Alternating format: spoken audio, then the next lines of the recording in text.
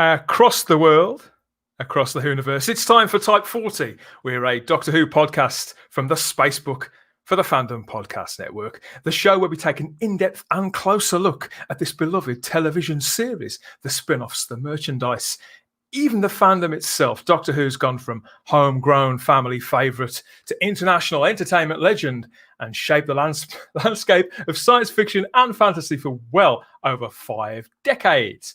Now step into our TARDIS and share this journey together here with us live on Type 40. Good afternoon. Affirmative. Welcome to the show, wherever and whenever you are this afternoon. Here we are with a brand new live streamed event here on YouTube and on the podcast, and a panel waiting in the wings, ready for your comments, your questions, and your memories.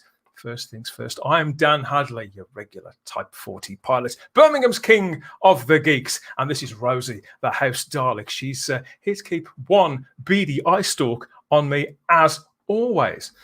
Yes, because I am not just a lifelong Doctor Who fan, but I'm a lifelong fan of K9. Of course I am. Who isn't? It's all about him today. Sci-fi and fantasy's very favourite robot dog. Like me, he was a child of the 70s. Yet he continues to look better over time and to charm new generations of viewers and readers. Over 40 years now, since he used to brighten up every Saturday tea time for us at the Doctor's side there on Doctor Who. And if you love the little fella, or fellas, even half as much as I do, you're in for a real treat. We've got some special guests lined up to talk the past, present and future of K9. Yes, I did say future, and I could hardly do this one alone, could I? That's the good news. Yes, it's time to bring on my co-hosts for this show. First of all, as Doctor Who fans go, he's got quite the pedigree of his own, hasn't he? He's the original Hoonatic and a TV industry insider. Can only be Simon Horton, can't it? Here he is. Well, hello, Dan. Hello, everybody. It's lovely to be here. I'm here with my little chum. As you can see, I mean, who exactly? Everybody's got a K9. I think we've all got an inner K9, actually, probably, haven't we? I think we're all a little bit of K9 somewhere in there. Affirmative, Master. Affirmative. That's what they call affirmative action, isn't it? Yes, You and I, we talk about K9 quite a lot, don't we? When we reminisce about Doctor Who, he's never far from the conversation. What do you think it is about this character? Does he make you feel 6 or 7 again every time you cast your eye on him? Yeah, maybe. I mean, but it's interesting. I think the thing is with K9, and we talked about this the other day, is K9 isn't just for kids. My mom loves K9. I told my mom this morning what we were doing this afternoon, and she was in rapture. She was made up because she adores K9. She doesn't like Doctor Who. She loves K9. So I think it's not just for the kids. It's probably just for the big kids. And aren't we all big kids?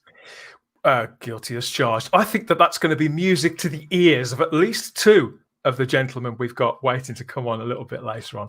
Yes, everybody loves him. And even successive generations, of which our other co-host, she definitely belongs in a later generation. She's the the Barbara Woodhouse of Type 40, and when she says jump, we say how high, don't we? It can only be starry-eyed girl Sarah Graham back with us again. Hello, everyone. Hello, Sarah. Yes, you better believe it. Okay. How are you this afternoon? I'm very well, thank you. I'm really excited. Obviously, I came to K9 much later, but I'll attest to being a big kid myself. So yeah. K9 is definitely for everybody. He's just so adorable. I've told Rosie to be on her guard for all this talk of K9. But how about your cat? Because we do know that your cat does like to make an appearance on these videos. Is she away in another room in case she sees all these dogs? She is. I've put that in as a precaution because she's scared of dogs, even K9.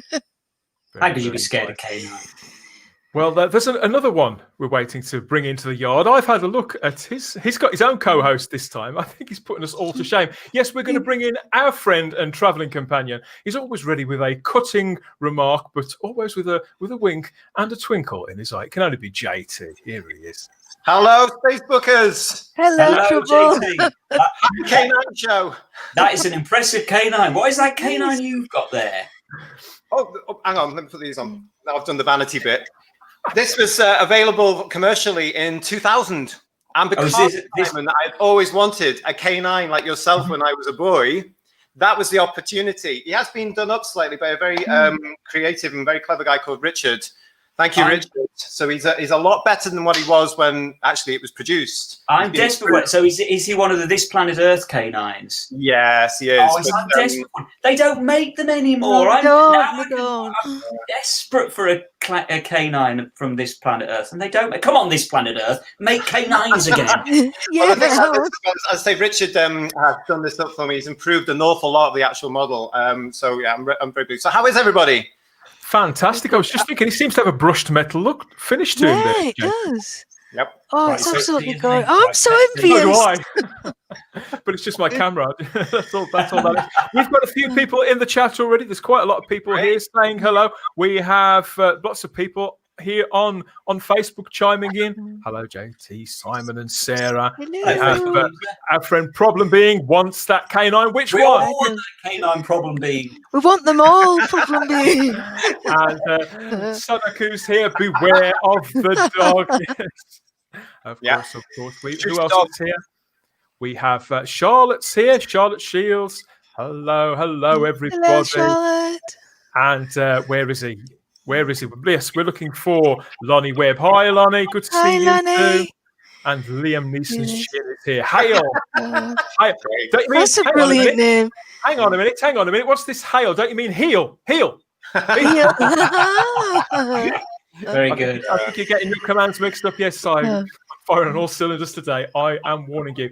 Yeah, so K9. You mention K9 to anybody, JT, and they just melt, don't they? Why do you think that is after 40 odd years? I think after 40 odd years, oh my God. For a lot of us, of course, it is a genuine affection. When you look at the what was going on back in the 70s, K9 was the first proper robot on a TV show. You knew that wasn't a little guy in this thing, you know, it was a proper robot. Yeah, and I think that's why, because we've got that sort of fondness there, haven't we, for those days when we're there. And when you're introduced to a character, and K9 is very much a character, when you're introduced to a character like this as a 7 or 6, 8-year-old, whatever, it's bound to become part of your psyche. And in Doctor Who, I wouldn't understand why anybody... I mean, this is one of the longest-serving companions in the TARDIS. That's something as well, doesn't it? It's easy to forget that. It's easy to forget.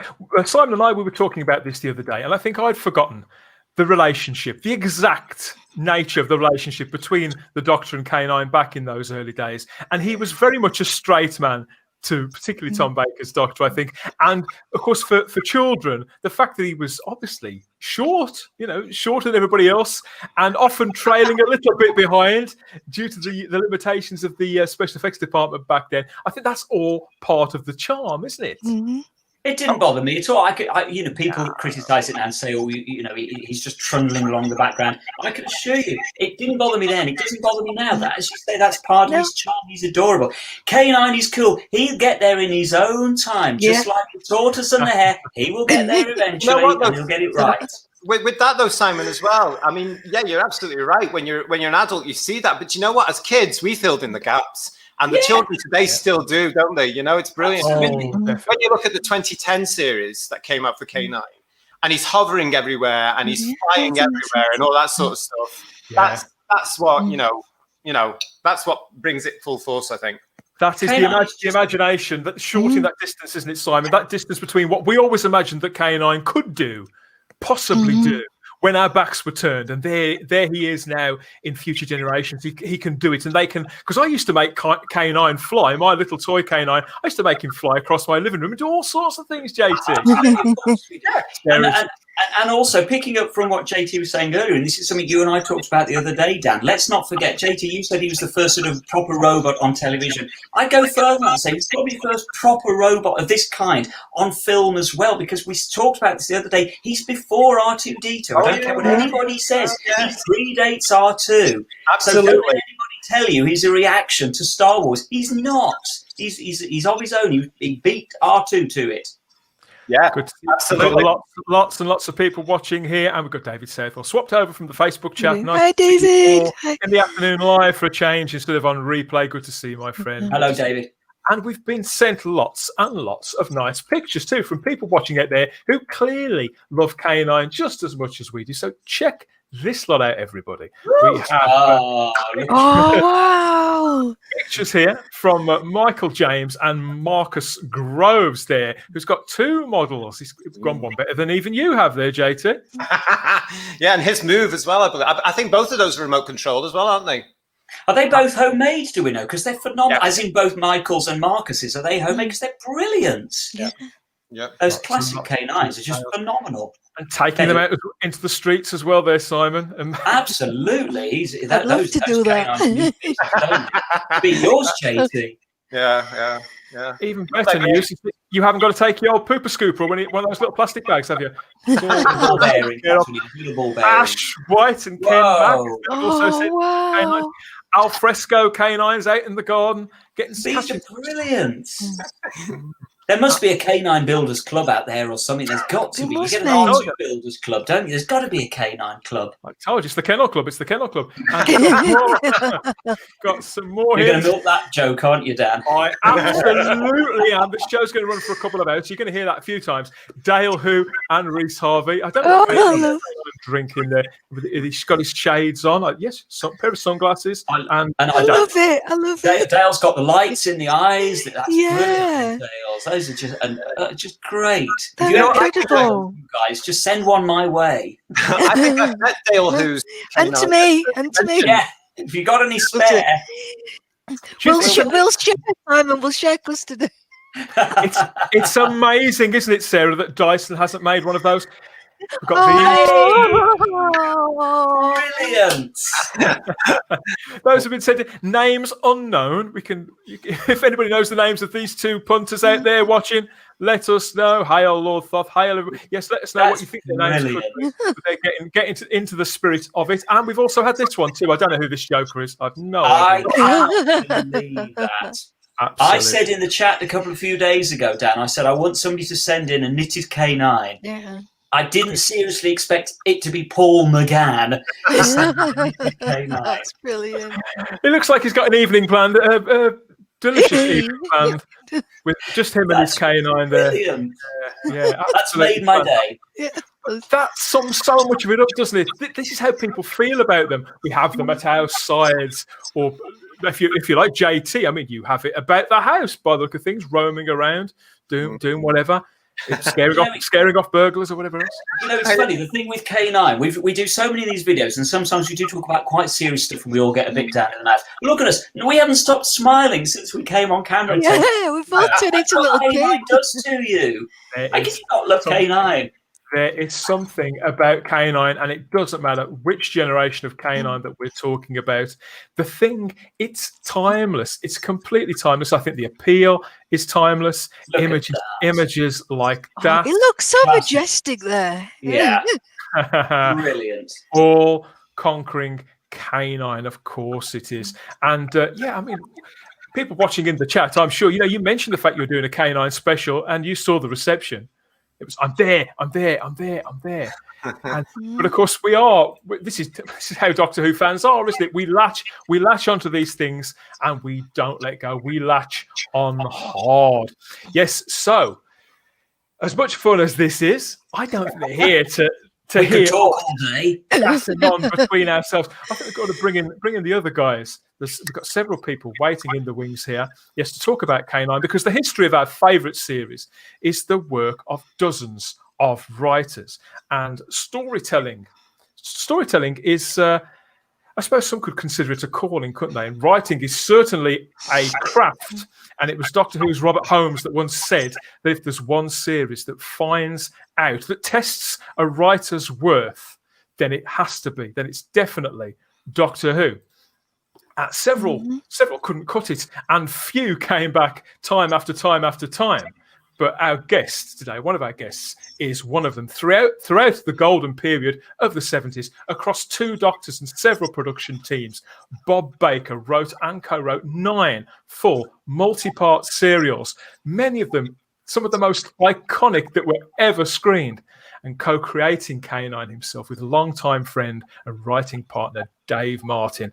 He also pitted the Time Lords against Axons, Mandrels, 2 Eldrads. He sent 1 companion away from the TARDIS completely and was the very first writer to bring several incarnations of the Doctor together on screen, if you remember. But for the purposes of this show, of course, he created K9 for 1977's The Invisible Enemy. It's just one highlight of a long and distinguished career, for Bob Baker. I'm delighted to welcome Bob Baker to Type 40 this afternoon. Hello, Bob. Hey! Hello there. There he is. Great to have you here, Bob. Hello. What do you think of all these K9s? What do you think of our Kennel Club here? Well, oh, There he is. He's just figuring it out there. It's me. there he is. Yes, yes. And we've also got the executive producer of all things K9 with a considerable history with Doctor Who himself. Paul Tams is here, also with companions. Hey! First of all, Paul, Bob, happy birthday, belated birthday to K9, 43 years old. Yeah. Yeah, it's almost as old as myself. Where has the time gone? We've got so much to talk about, Paul, but I must ask you about who you've got behind you there. Who's that? Okay, I'm not going to try and attempt to point. Oh, I can.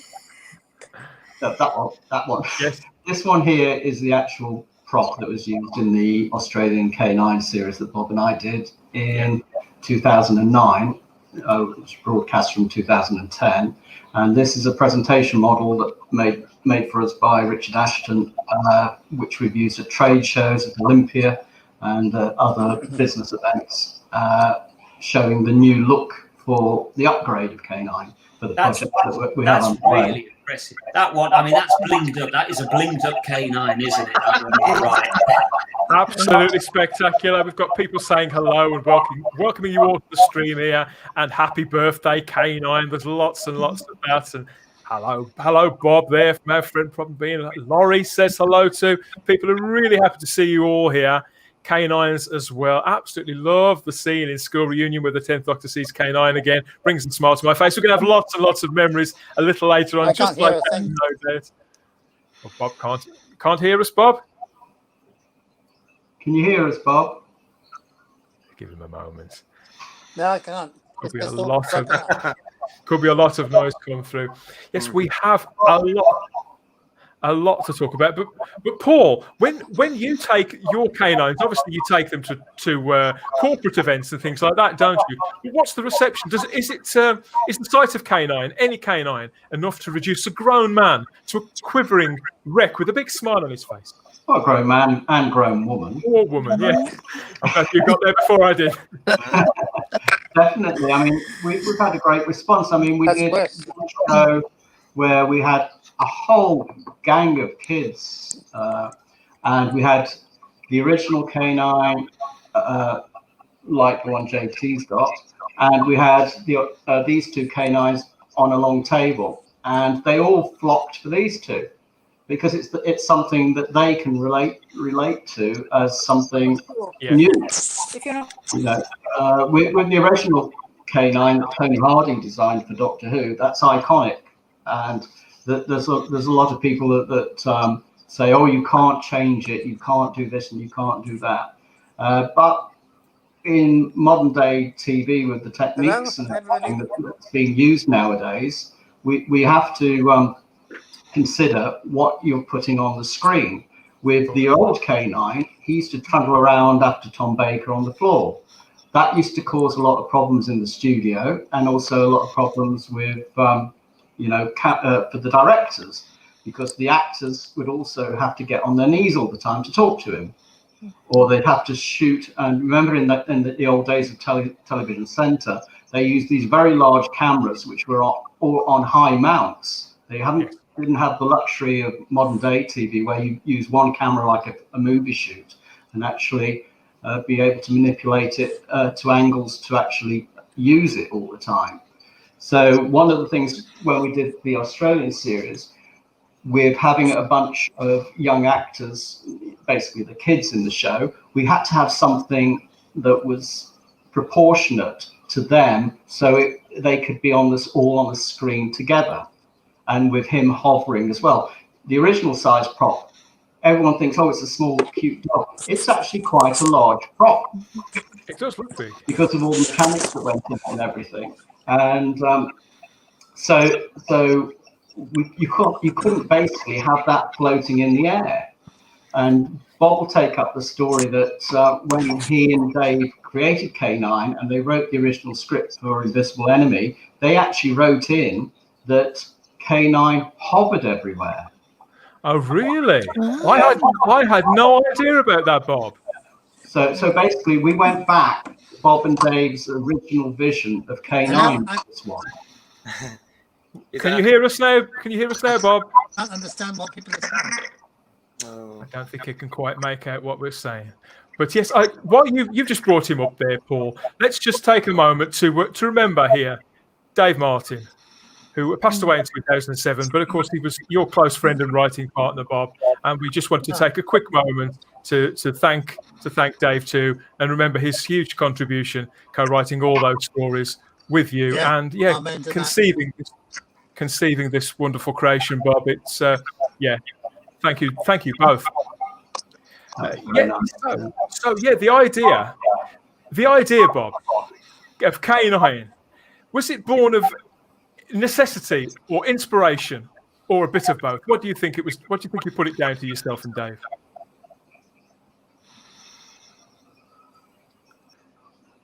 Has he frozen? I can't hear anything. Oh dear. Is the volume up? Can't quite hear us. Give What? it a moment. Hello? Thank you. Can you hear us now, Bob? It's just like normal for everybody, isn't it? This now we're all living on these Zoom chats. And, Problem being, says one day people will be able to have a real K9, which JT has.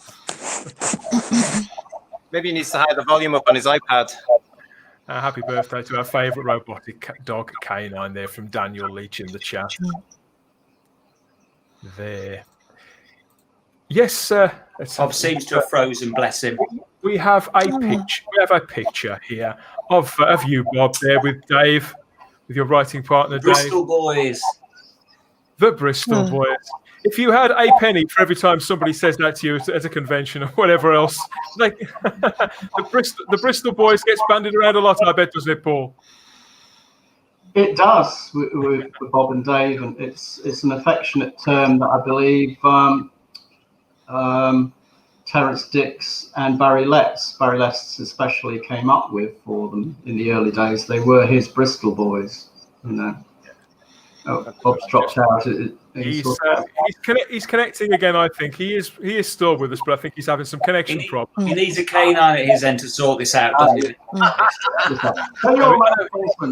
know his daughter is on standby, and yes, let's talk a little bit about the Invisible Enemy, because I don't know about you guys. I vividly remember this story being broadcast and seeing K9 for the first time in October of 1977. This was episode 2, wasn't it, Simon? Do you want to? Yeah, episode 2. I was 9 years old at the time, and it was just the thing is that you've got to remember with this. It was so unexpected. Again, these are in the days really before there was much publicity. I maybe had seen something about K9 coming in the Radio Times, but there wasn't. I don't think there was really any pre-publicity at all about this. So suddenly, this robot dog just sort of trundles into view, and so it was just so unexpected. It was just so.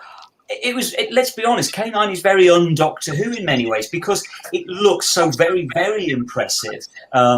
You kind of think, why did they ever think of bringing K9 in just for one story alone? The amount of money and work and time and effort that went into that one prop was so major. And at the time, I think it was still only intended in pre-production that it would be a one-off.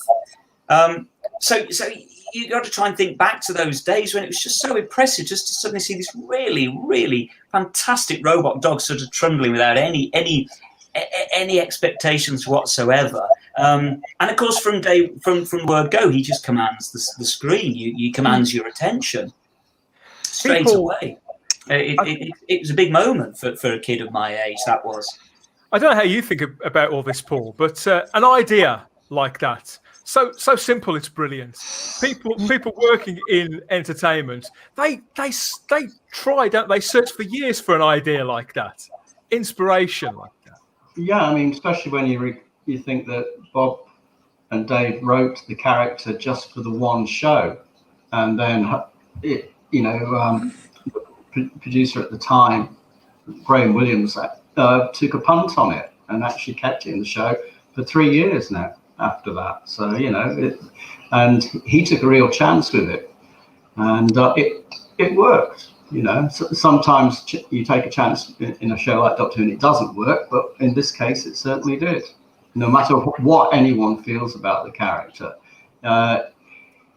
in between good writing from Bob and Dave, and I'll say this right across the board that some of the writing wasn't as good as theirs. For the character, and we discovered it, and we've discovered it since, that other writers can't get a grip that he's one of the stars of the show, and in his own show he was the star of the show, so therefore you had to write specifically for that character as a leading man, which obviously Bob knows him inside out, so he can do that, but with that combined with John Leeson's, I think, totally superlative voice that really stands alone. It's as iconic as the Dalek voice. That when you hear that voice, you instantly feel warm inside and think, "Yes, that's K9." Which, bless him, that's why David Brearley's voice just didn't quite cut it as much as John's did, and that's probably one of the best decisions John Nathan Turner made of bringing John Leeson back for his final hurrah, so to speak. Putting the artist into voice artist, I think a lot of people would say, because yes, there's David Brearley there, it's at the bottom left, and there's Roy Skelton at the top, who did voice K9 once, but to everybody really, John Leeson and K9 are so linked. His very particular take on the character, so idiosyncratic, so full of character, so lovable. It's pitch perfect, isn't it, JT? Oh, absolutely. And, I think that must be one of the reasons why, John does very, very well with fans, because everybody recognizes John. And it's unusual to be recognized for a voice. Yes. That's great. That's one of the great things about Doctor Who. John's known, he's seen, and people know he's K9. They do indeed. I mean, is this why when you came to create his solo series, Paul and Bob, was there never any question of you going back to John Leeson? Well, everyone knows it was a bumpy ride in Brisbane to actually get the show off and running, and thanks to a fantastic crew that we had there in art department, we actually did manage to get it up and running. We clashed with some of the Australian writers and producers that had ideas of what they wanted for K9. We put our foot down and said there's only one voice of K9. They were going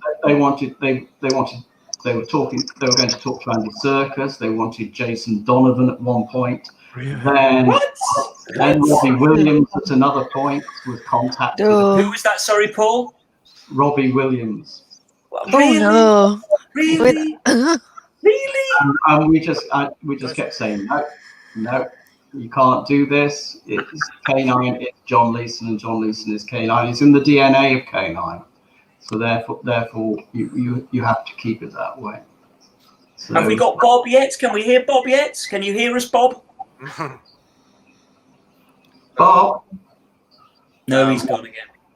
It's Peering into Omega's black hole, buddy. Yeah. You're right about the voice, because when David Brealey turned up doing the voice again, it was very unexpected for me as a viewer. I didn't know. There was no pre-publicity that there was going to be a new voice, that it wasn't going to be John Leeson. So I didn't know who John Leeson was as a 10-year-old, but I knew what K9's voice was, and it didn't sound like David Brealey. And so it was really disappointing that when David Brealey came along. No, I can't hear you. Sorry. Oh, have we got Bob? We can hear you, Bob. Can you hear us? No. Sometimes the sound can lag, can't it, on these things? Everything is broken up. The whole speech broken up. All I think he the might have speech one with his connection. I think that's possibly the Yeah. problem. could be. He's doing a bit of a Norman Collier, isn't he? You mentioned the designer earlier on, Tony Harding. So yeah, let's take a look at that. It's the original sketch and a picture of Tony Harding there in the bottom right. Oh yes. Cute from day one. Yeah. And that's from issue 17 of Doctor Who Weekly. Yeah, it is, and that's when obviously that, as you can see, that they printed the blueprints. And again, as a 10-year-old for me, that was just so exciting. I mean, I couldn't build my own K9, but somehow to see the blueprints there, it made it tangible. I always, I mean, look at that. It's magnificent, isn't it? The design is superlative. It's as good as the Dalek design by Ray Cusick. It's up there as an absolute classic design. Yeah. Obviously, as Paul said, it's of its time, and you can imagine this trundling around, bumping into cameras and whatever else. But it's a design. It's like the Alexander Isigonis Mini, isn't it? It's a design classic, I think. Paul. It is a design classic, yeah. I'll tell you something, Dan. Those blueprints in Doctor Who Weekly, those ones you've just shown there, was the catalyst for me realizing you could actually build a K9. And my poor grandfather had to have this magazine thrust at him because he was a joiner, amongst many others. And this Doctor Who Weekly was thrown at him continually. And he actually started to make the body for me. I was so excited. It was out of wood. And then what happened then is I think they all expected me to get over it and move on. And, and I have to say to you, I never did. You got one eventually. Yeah. 20 years later. Let's take a look in the chat here. We have that is awesome, great blueprints, fun. K9 was the hero in Series 1 finale of Sarah Jane Adventures. If it wasn't for K9, all the characters would be dead. Yes, he saved the day so many times. Seems like he was the voice of computers on Blake 7. No, that's not right, Lonnie. That was a guy called Peter Tuddenham. But I think Aurak was slightly based on K9. I don't know what I think so, yeah. Which is not quite as good. The attitude and the sass. I mean, I've had this conversation many times with fellow Doctor Who fans about, I reckon that one Monday night, Terry Nation, or one Saturday night, Terry Nation tuned into Doctor Who and went, I want one of them. We've got a nice comment here from Lonnie Webb. One day I turned the channel and this curly-haired man was struck by lightning from his pinball machine. That was my first exposure, and I was hooked. Then K9 rolled it. What episode is he talking about? I have no idea at all. I think some could have been had a drop or two. He saw it happen. May have passed on his lips there, but yes, whatever works for you. Yes, and of course, Paul, you went back to that original design, didn't you, to launch your series in Australia in 2000, in 2012, 2010. From our first episode, which we entitled Regeneration, and we had that built in Australia, that actual prop, and I think we've got a photo me operating the head. So when the head moved, it was actually me pulling it up and down from the side. That's a particularly fine prop, Paul. Where is that prop now? Does that one still exist? That's now in a museum. There we are. That's on set. That's that's now in a museum. It's in here in the UK. I think it's in Kent somewhere or somewhere like that. I'm not quite sure where it is. That's absolutely magnificent. It's in a Sci-Fi TV museum somewhere. Because it's actually a screen-used canine prop, so it's it has that provenance, as they say, on the Antique Roadshow. But no, what I did was I kept the silhouette of K9, because one of the problems we had when we were doing the Australian series with Disney is that they had their own ideas. They wanted to turn him into a walking character. At which we said, well, no, K9 doesn't walk, K9 hobbles, and he doesn't need real legs. So what I did, I deconstructed the leg area. So you had the two legs with the light up hover pads underneath them. But I kept the silhouette. So if you look at it sideways, it's got the head, the rubber neck, the dog collar, and it's got the same shape as the original version, with the thin metallic tail that comes off the back, as does the new one. And I've always been an admirer of a Japanese designer called Robert Kinoshita, who was the designer of Robbie the Robot in Forbidden Planet, and he also designed the robot in Lost in Space. And what I've done with the new one is that I've not looked at those, but I've visually thought of the elements of how would this guy approach this, and that's why I've put some sort of like deco feel into it. And when you think something like Robbie the Robot, it's iconic. It's nearly 70 years old, and as a TV robot, like the female character from the film Metropolis, which obviously predates that to the 1920s. It's such an iconic looking sculpt that I wanted to inject that sort of feel into it, which they obviously had done with the Cybermen. I think when Doctor Who came back in 2005, and they've subsequently done that sort of thing since. Otherwise, you end up with something that looks like Iron Man, which nobody wants that. Did you find, Paul, that Disney just didn't quite get K9? Did they not? Did they even know what K9 was in Disney? Yeah, they knew what K9 was, which is why they came on board as the first broadcaster. They injected the least finance into the series, and we had Channel 10 in Australia, and we were at a meeting at the BBC about, I think, 2 years ago, and one of the ladies around the table remarked to me that, oh, and of course, K9, that series that you made, it was only ever shown on Disney XD. And I rattled off, no, it's the first of its kind.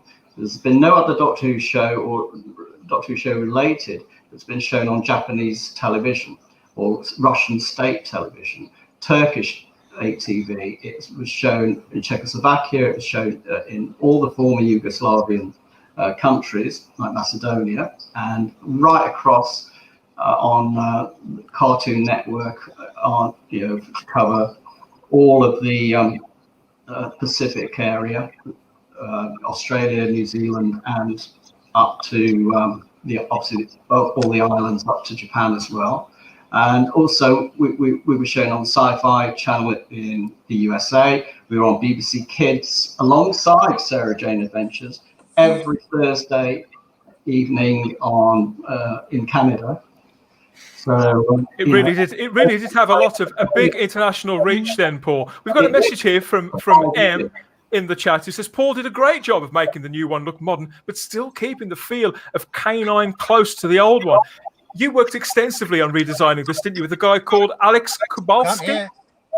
Well, I think we have Kubalski. I've never met him. Oh, okay. He's an Australian chap who he's a toy designer for Transformers, and he lives in Tokyo. Okay. And he was at college with one of the the chaps at Disney XD. And he got him in to do some designs, and he came up with some designs that looked more like a panther on legs, that when he transformed the legs back into the body, it looked like a Honda motorbike. But he'd come up with the ear shape and the color scheme. So basically, to keep things sweet, I just used the color scheme and the ears, which I regret the ears being too big, and I've always said that. But that was just to keep the momentum going with them. That they had injected something, because they paid the guy some money to come up with some designs. So therefore, I agreed to let him share a credit on the end credits for that. Let's talk a little bit about the design, because it is something that gets talked about quite a lot, isn't it? Bob Baker here, he owns the character rights to K9, doesn't he? But the character's design is owned by the BBC. Yeah, they own what's known as the intellectual property rights, like obviously Terra Nation's estate owns the intellectual property rights to the Daleks. All the BBC own is the image rights they co-own the image rights between Bob, Dave, and the BBC to as JT was pointed, to the original design. So the BBC only own, if you think about it, 25% of K9, because they own 50% of the design rights to that version of K9, whereas Bob owns 100% of the IP of the character with Dave's estate. His widow Celia, who's a lovely lady who we deal with, and that's so therefore we're in our rights to do what we like with the character. Of course. Yeah. To jump at the chance, sorry, to reimagine the basic concept and present it to a successive generation without, as a sidewards thing. It doesn't harm the original in any way. I don't think it does. You've got the purists who say, "Oh no, that's not my K9," or "It's not." Which is fair enough. It can live alongside your K9. Yeah. Your children, your grandchildren, your great grandchildren will like it, and it's he's organic. He can change. The Doctor can change, and we've made our K9 change. The other thing about it is, to be honest, with the story content you did in the updated series in 2010, I can't really see this flying around futuristic cities and doing all the stuff it had to do. Because as you say, Paul, K9 is the lead. Bob has made him the lead character in the show, quite rightly. And some of the stuff he had to do, this big, beautiful thing here wouldn't necessarily be able to do it, could it? No, like I said, it's just the logistics, production-wise, and also, you've all heard the stories about K9 breaking down on set or being pulled along by fishing wire or whatever else have you. Therefore, we circumnavigated by that, because we had him on a gimbal and green screened out the gimbal, which was a device that basically he was, and I hated the term at the time, puppeteered on, because you'd have a director say, "Okay, bring on the puppet." It's not a puppet. He's definitely not a puppet. This is high technology. There's K9 getting ready for action. The first time that anywhere that's been seen in public, that photo, that's the gimbal. So the operator would stand far back behind the wheel. That was before it was painted green, actually, and Grant, who molded and made the character, made the gimbal over there as well. So it was like fully operational. That's a fantastic photo. That is, as you say, that's the first time it's been seen. That's a brilliant photo, Steve, because you can immediately say, "Okay, now I get how you did it." I can see the logistics of how that worked. There wasn't a Matthew Corbett. He's real. There's no hand on the backside.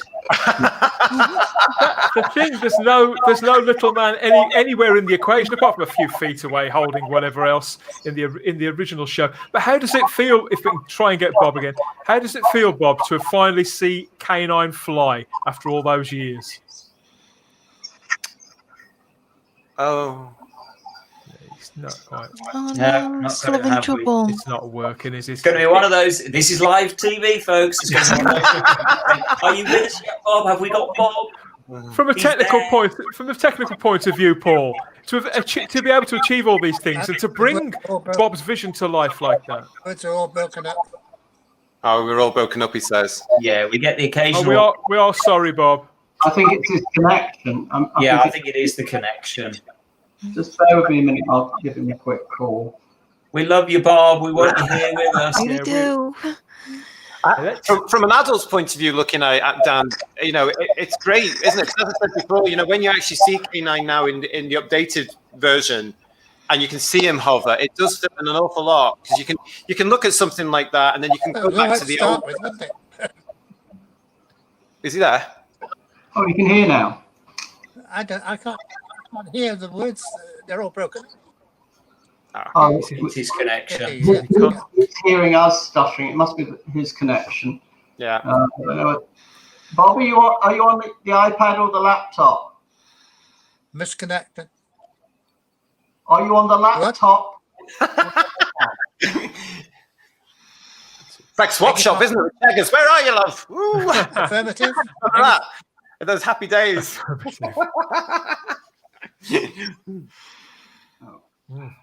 No. We have. Well, we've got we it. have a few We've got messages Bob. here.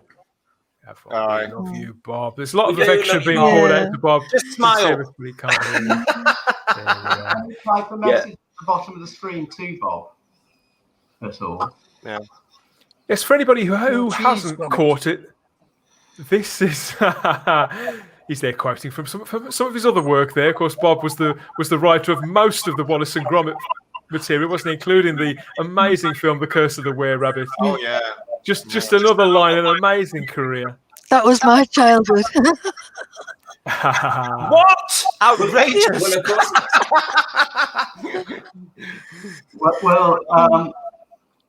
I think it's not the one child, Yeah. it's the other one. It's 25 years old this year. I know how Bob feels. Technology can be a pain, says Vanessa. Good to see you, Vanessa. Glad you could be here. Let's take a look at K9 the series here and where all this came in. Here's a lovely big picture there of K9 flying with a bit of computer trickery this time. This was the 2009 to 2010 series. K9, a spin-off starring our very favourite robot dog who falls through space-time and ends up in the company of Professor Alistair Griffin in his laboratory cum mansion in 21st century London. Paul, the original K9, he sacrificed himself, doesn't he, very bravely to fight off some really sort of lumpy-looking monsters. And what survives is a regeneration circuit which reconstitutes and births this whole new K9. As you said, this ran for, was it 26 episodes, Paul? Yeah, 26 half-hour episodes, and that's the regeneration circuit there. Oh, wow. Is that the actual prop? Actual one. Mm-hmm. I was watching it the other day. It's got some writing on it, which I think. Yeah, we can see. Gallifrey, let's get that a bit bigger. Where are we? Let's get that a bit. There's some Gallifreyan for you there, isn't it? I was going to say that's. Well, if you go that way. Yeah, you can see it. Yeah. Nicely done. It's a number 8, of course. And this writing here appears in the making of Doctor Who. I was going to say, is that from the making of Doctor Who? I knew it looked familiar. Yeah. Brilliant. So there's lots of little Easter eggs in the show that no one actually spotted because the camera wasn't. Yeah, but it's nice knowing they're there. No. It proves that it's being made by the right people, and that's what we all care about. You've got a long history with Doctor Who as well, haven't you, Paul? So where did you come in with K9, and how did this all start for you? Where did you meet Bob? Well, to answer meeting Bob, I mean, the thing is, when I was a teenager, I moved to London in, as John Nathan Turner used to say, 1900 and frozen to death. And I started work at the BBC, and they were making Nightmare of Eden. So I went down on the set of that, and I went on the set of a few other shows that were being made there as well. And I was working in the animation department, which was rostrum cameras. So I was doing things like Blue Peter and all sorts of things like title sequences and things. And I'm working my way up doing that. And so, but even though I was on the set of Nightmare, I never met Bob. And I also got to meet Pamela Salem and her late husband, Michael O'Hagan, who were like virtually my neighbours in Earl's Court, in a place called Nivern Square. They used to live at the time. I'd actually helped him rescue his dog that had fallen down a basement flat. And he was pushing the dog up, and I arrested him one night and went round for a drink. And there I was meeting this great actress who had been in Doctor Who that I remember. Wow. And I managed to, off a fan friend, get a copy of, an illegal copy, obviously, of Robots of Death at the time and passed it on to her. She hadn't seen it since it had gone out. So Wow. that was about 1980, I think it was. That's a claim to fame. And that was quite something to get something like that back in those days. Yeah, it was. And so, and Bob used to, the reason I mentioned that is because Bob used to stay there whenever he came up to London on business. He used to stay with Pamela and her husband. And so I never met him then either. And when I was working in music and doing lots of pop videos and designing loads of record covers and things like that, I worked for this sound engineer who Bob had cast as a child actor in one of his TV shows for HTV, and that was another connection. And that's King of the Castle.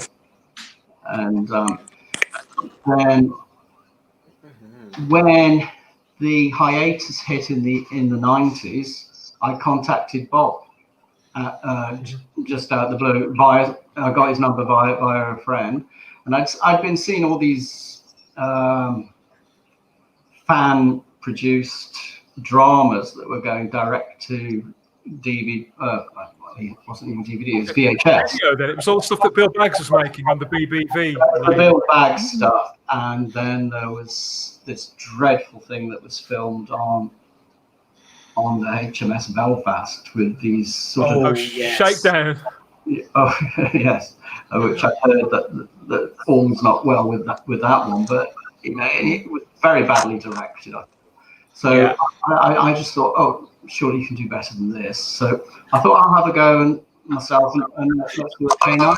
I contacted Bob, and Bob turned around to me and said, forget doing something for the video market. Let's make a TV show. Let's make a series. So it was Bob's idea, really, to make a series. Whereas I just thought, oh, we'll head down that route that everyone seems to be going. And I came up with lots of initial designs then. And then we just the ball rolled, and we went from one set of finance partners to another, and until we ended up being inherited by Disney XD. Because we were originally with Disney Buena Vista in about 2000. Then we got out of the deal with them, and then we went to Jetix, who were owned by Fox Kids. I remember them well. We were in development with them, and we were about to do a full series, and then Fox decided to close Jetix down and sell it to Disney. So it's like, oh, we're back full circle to where we were before. And that's how we ended up with Disney XD. And we were just about to go into production, and they changed all their staff. So we had to wait another 18 months. And then we got our financial partners at the time set us up with someone else, another company. And that's when we flew down to Brisbane, I think about the March or April of 2008. And then we started pre-production in about the October. And we started shooting in the December. And we also had a Canadian company involved. And right at the last minute, on the second day of shooting the series, we found that the Canadian company weren't coming in. The guy had actually gone into it. So we were left with this big gap in the finance. So we basically had to tighten our belts. Had to really tighten our belts. And as one of the producers down there said, smoke and mirrors. We have to use smoke and mirrors. But we pulled it off. And it played constantly for 5 years in Canada. And it played constantly, I think 4 years consecutively. Channel 10 showed it on Saturday mornings. And it got bigger viewership every year as it built up. That's me with the cast. We had a great cast. I mean, they have had some knocking with for their English accents. One or two. I thought they were delightful. I really did. Well, I'll talk you through them. The chap on the end, the young one, he's I think he's in Neighbours now or something. Oh, really? Yeah. Robert Maloney played the professor. He's done very well for himself. He's been in all sorts of shows, X-Files, 100, everything you can imagine. He was even he played he was even in the second season of Arrow, playing the police commissioner. And then you've got the young chap in the blue shirt. He went on to do a show. He was in The Punisher as playing a psychopath in the Punisher TV show, but he was also yes, that's right. And he also played. Oh God, my brain's gone haggled. The chap who Lee Harvey Oswald in the that TV series, that time travel TV series about the assassination, and the guy kept going backwards in time. Oh yeah, the Stephen King one. That was a really great show. Yeah, he was really very, very good as Lee Harvey Oswald. And then Pippa at the end, Philippa, she's done Howard's End for the BBC, very big series. She came over here and filmed that, and she's done lots of TV and movies, and she's developing into a very, very good actress. So thankfully that they've all gone on to bigger and better things. You keep in touch with lots of happy memories attached to that, Paul. Yes, as I said, the cast, the crew, the art department were wonderful, absolutely wonderful. We had, so out of interest, sorry, Paul, carry on. Sorry, there was just we had a few skirmishes, as you do in production when you're working and everything, and you compromise. And we had a couple of really big compromises we had to make while we were doing it. And but we managed to get it in the can and do it. And also, when you think about it, we were shooting it when over here, prior to obviously the situation we're living through now, things were really bad. Restaurants were closing all over the place here because of the recession that was hitting. Mm-hmm. 2007. It hadn't hit Australia while we were in our own bubble in Australia, not seeing what was happening over here. Everything was just closing. And and part of why we didn't do a second series was that Channel 10 had to, when the recession hit Australia, Channel 10 had to put themselves up for sale. And that's the only reason that there wasn't a second series made, because they didn't have the money. As simple as that. But the show in itself was a success. The impression that I got is that people were definitely barking for more. How about you, JT? Did you follow that one? Barking for more. Listen to him. I think Paul, that's very interesting, because it actually shows how difficult it is to make a television production in this day and age. And I think, again, it's something I've said this to Dan.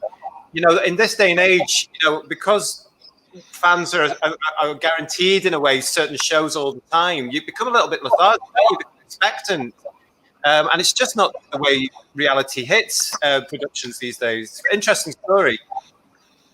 Have we got Bob yet at all? Bob, can you hear us, Bob? Let's blame the iPad. Only Bob, just. can you hear us? Only just. You can hear him. And you tell us how to great. join the words together. Oh, we're getting a few words. Get a word. Can you ask him if he can change over to a laptop if he's on an iPad? What did you say, Paul? Are you on your laptop or the iPad? Sorry? Are I can't hear what you're saying. you on an iPad? Are you on the I've iPad got my or a mug. laptop?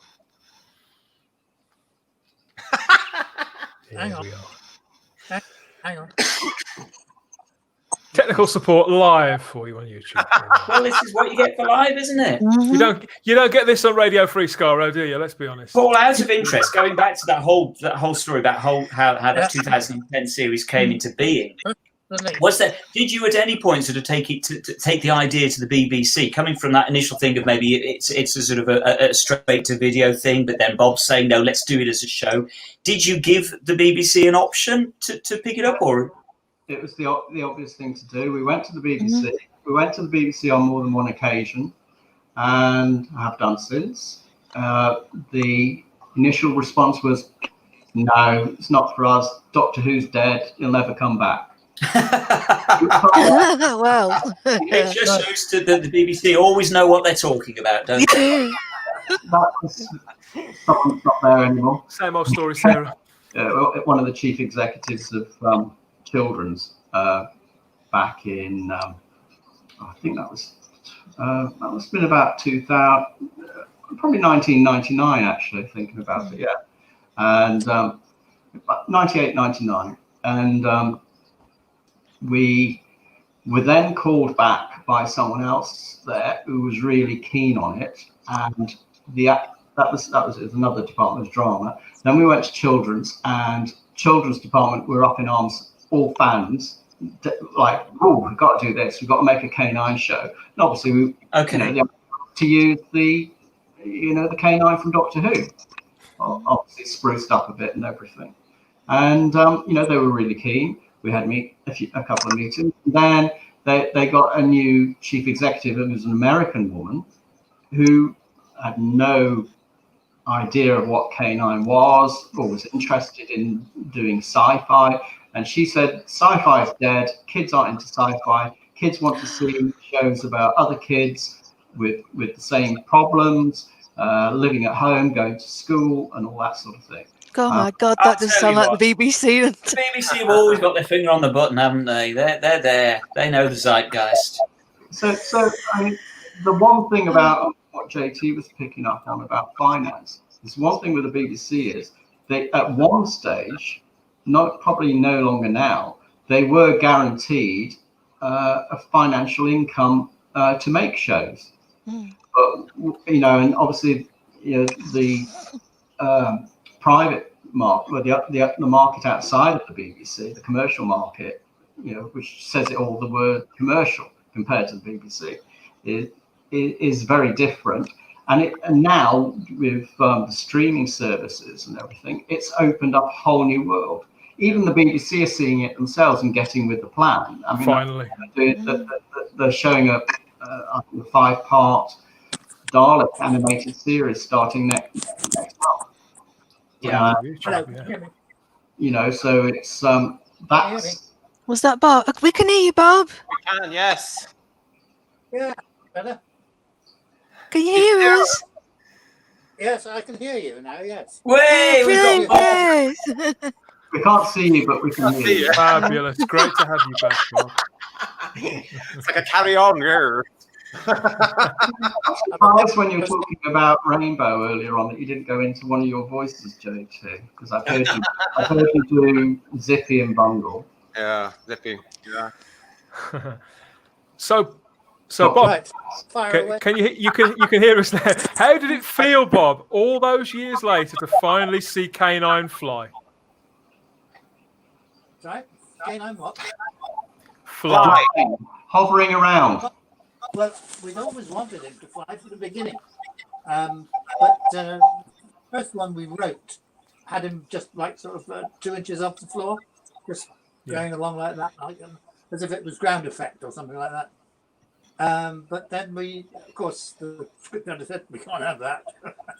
So that was that. For flying,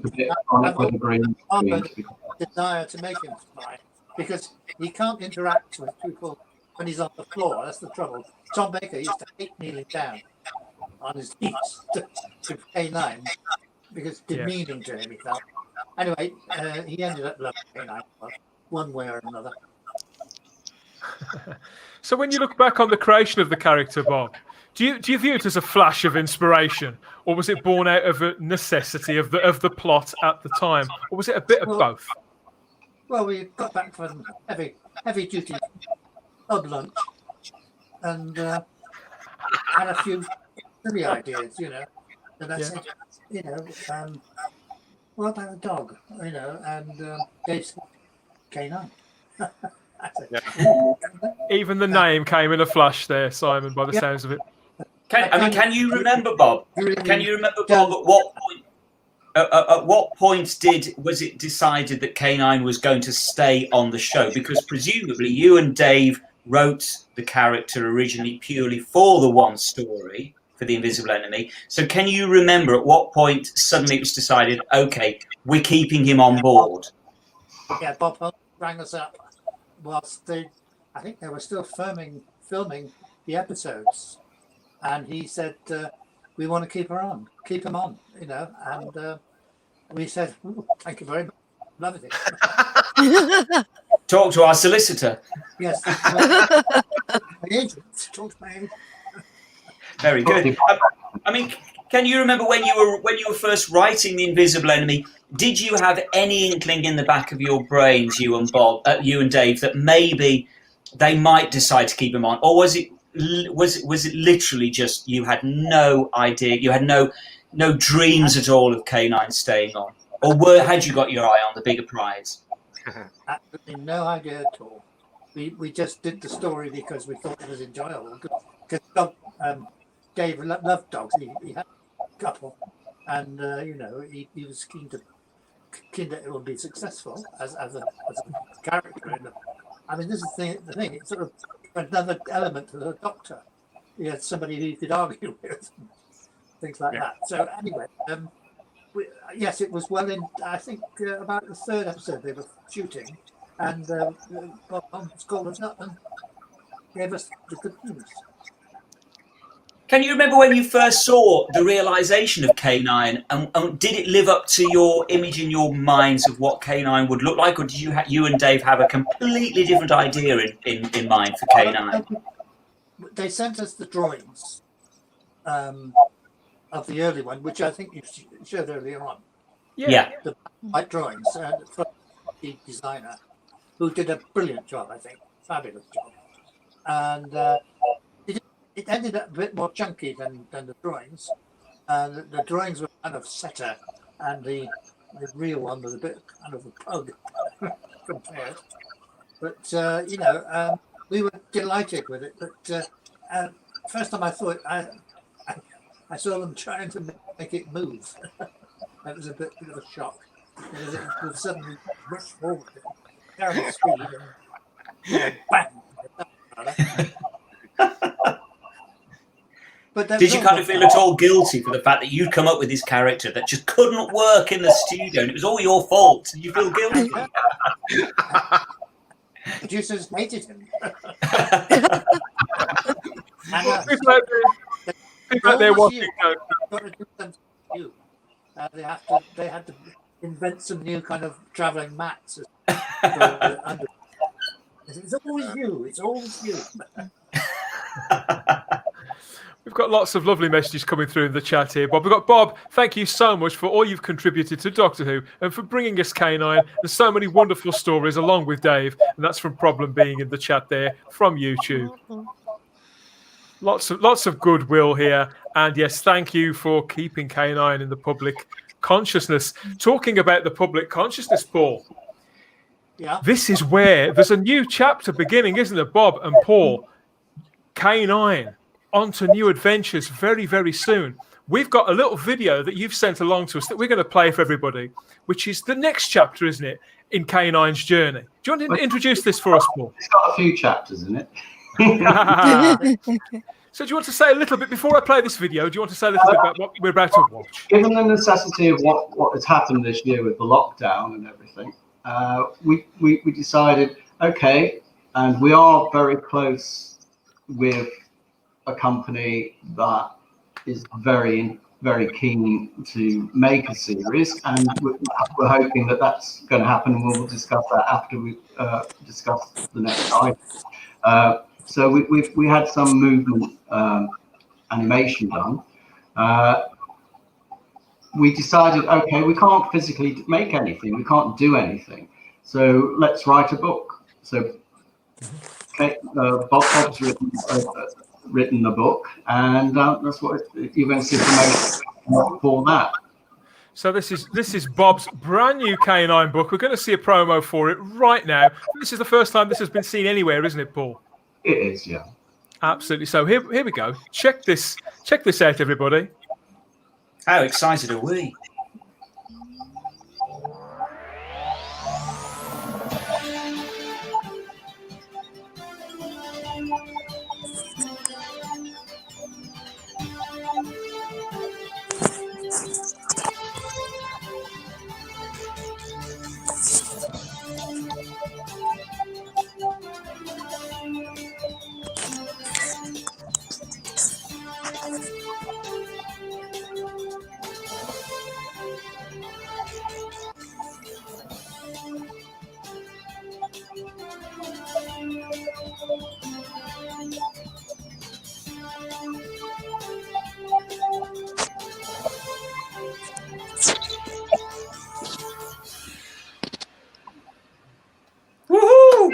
And there we have it. Congratulations, Bob, Paul. That's spectacular. Thank you. So, It's great seeing K9 whizzing around like that. He's just so cool the way he's flying around. It's brilliant. Looks great. My boys are absolutely going to love that. I'm me, of course, obviously, but if it actually been a novel full of its individual stories, but because it's on the written page, for people who obviously are purists that prefer the original K9, and he is in the book as well, you can read whatever version of K9 that you want to the character in the book, and it's got some other fun, shall we say, guest star characters in the book as well, which I think will surprise some people. There are some clues to that in that artwork, aren't there? Oh, the front cover. Yeah.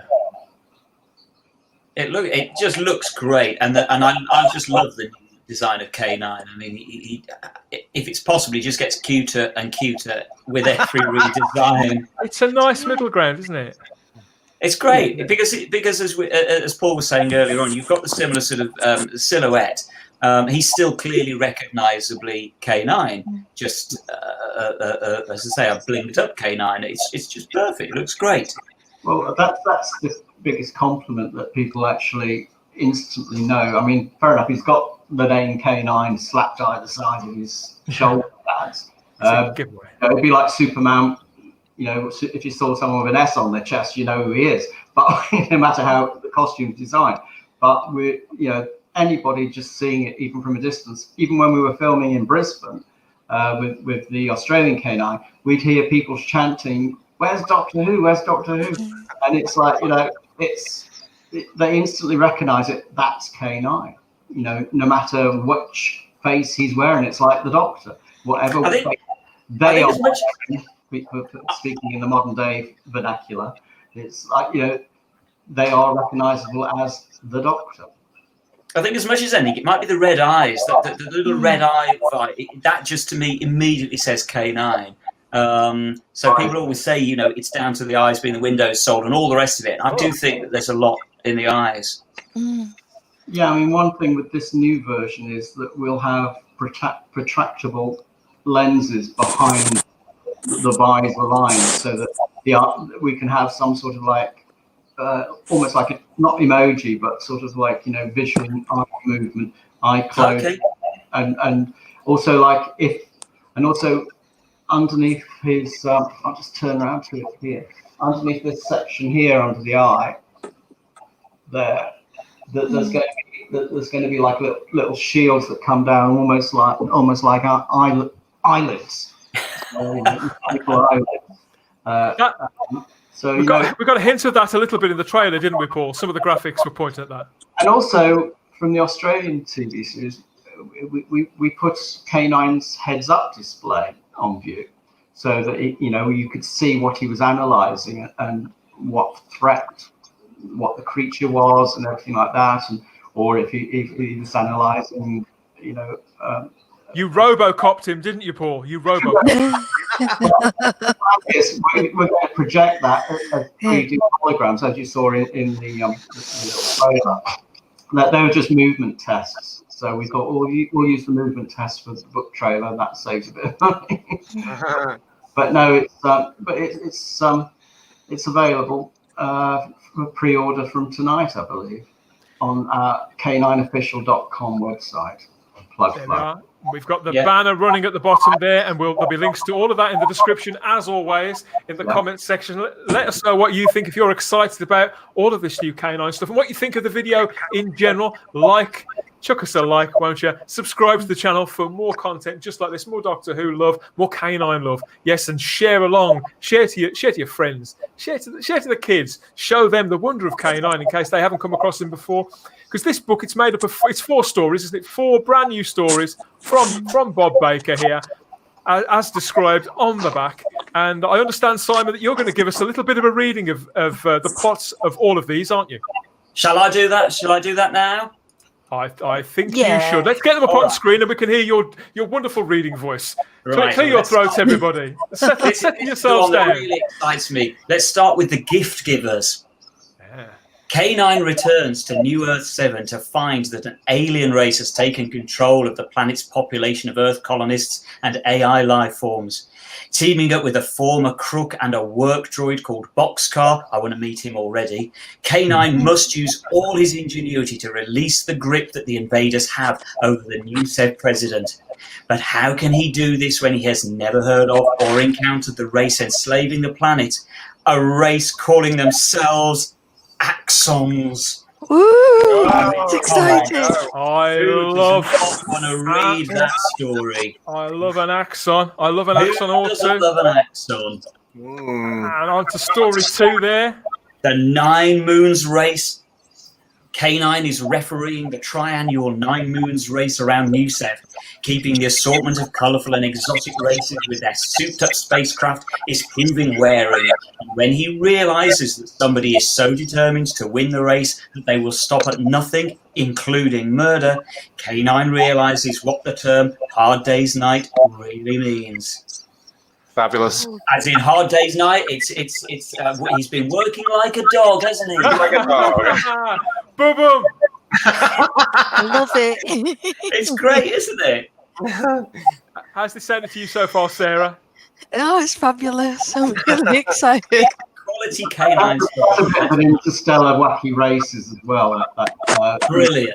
It reminded me as well. It made me sort of think of the Star Wars film, the first Star Wars film with the pod racing. Yes, the pod racing. Yes. Who's not going to be excited by that kind of brilliant? I'm really excited. I'm really excited by this story, Simon. Story number 3, because there's a certain monster back in this story that I've always loved. Long-term listeners, they all know. Absolutely. So this is the Time Thief.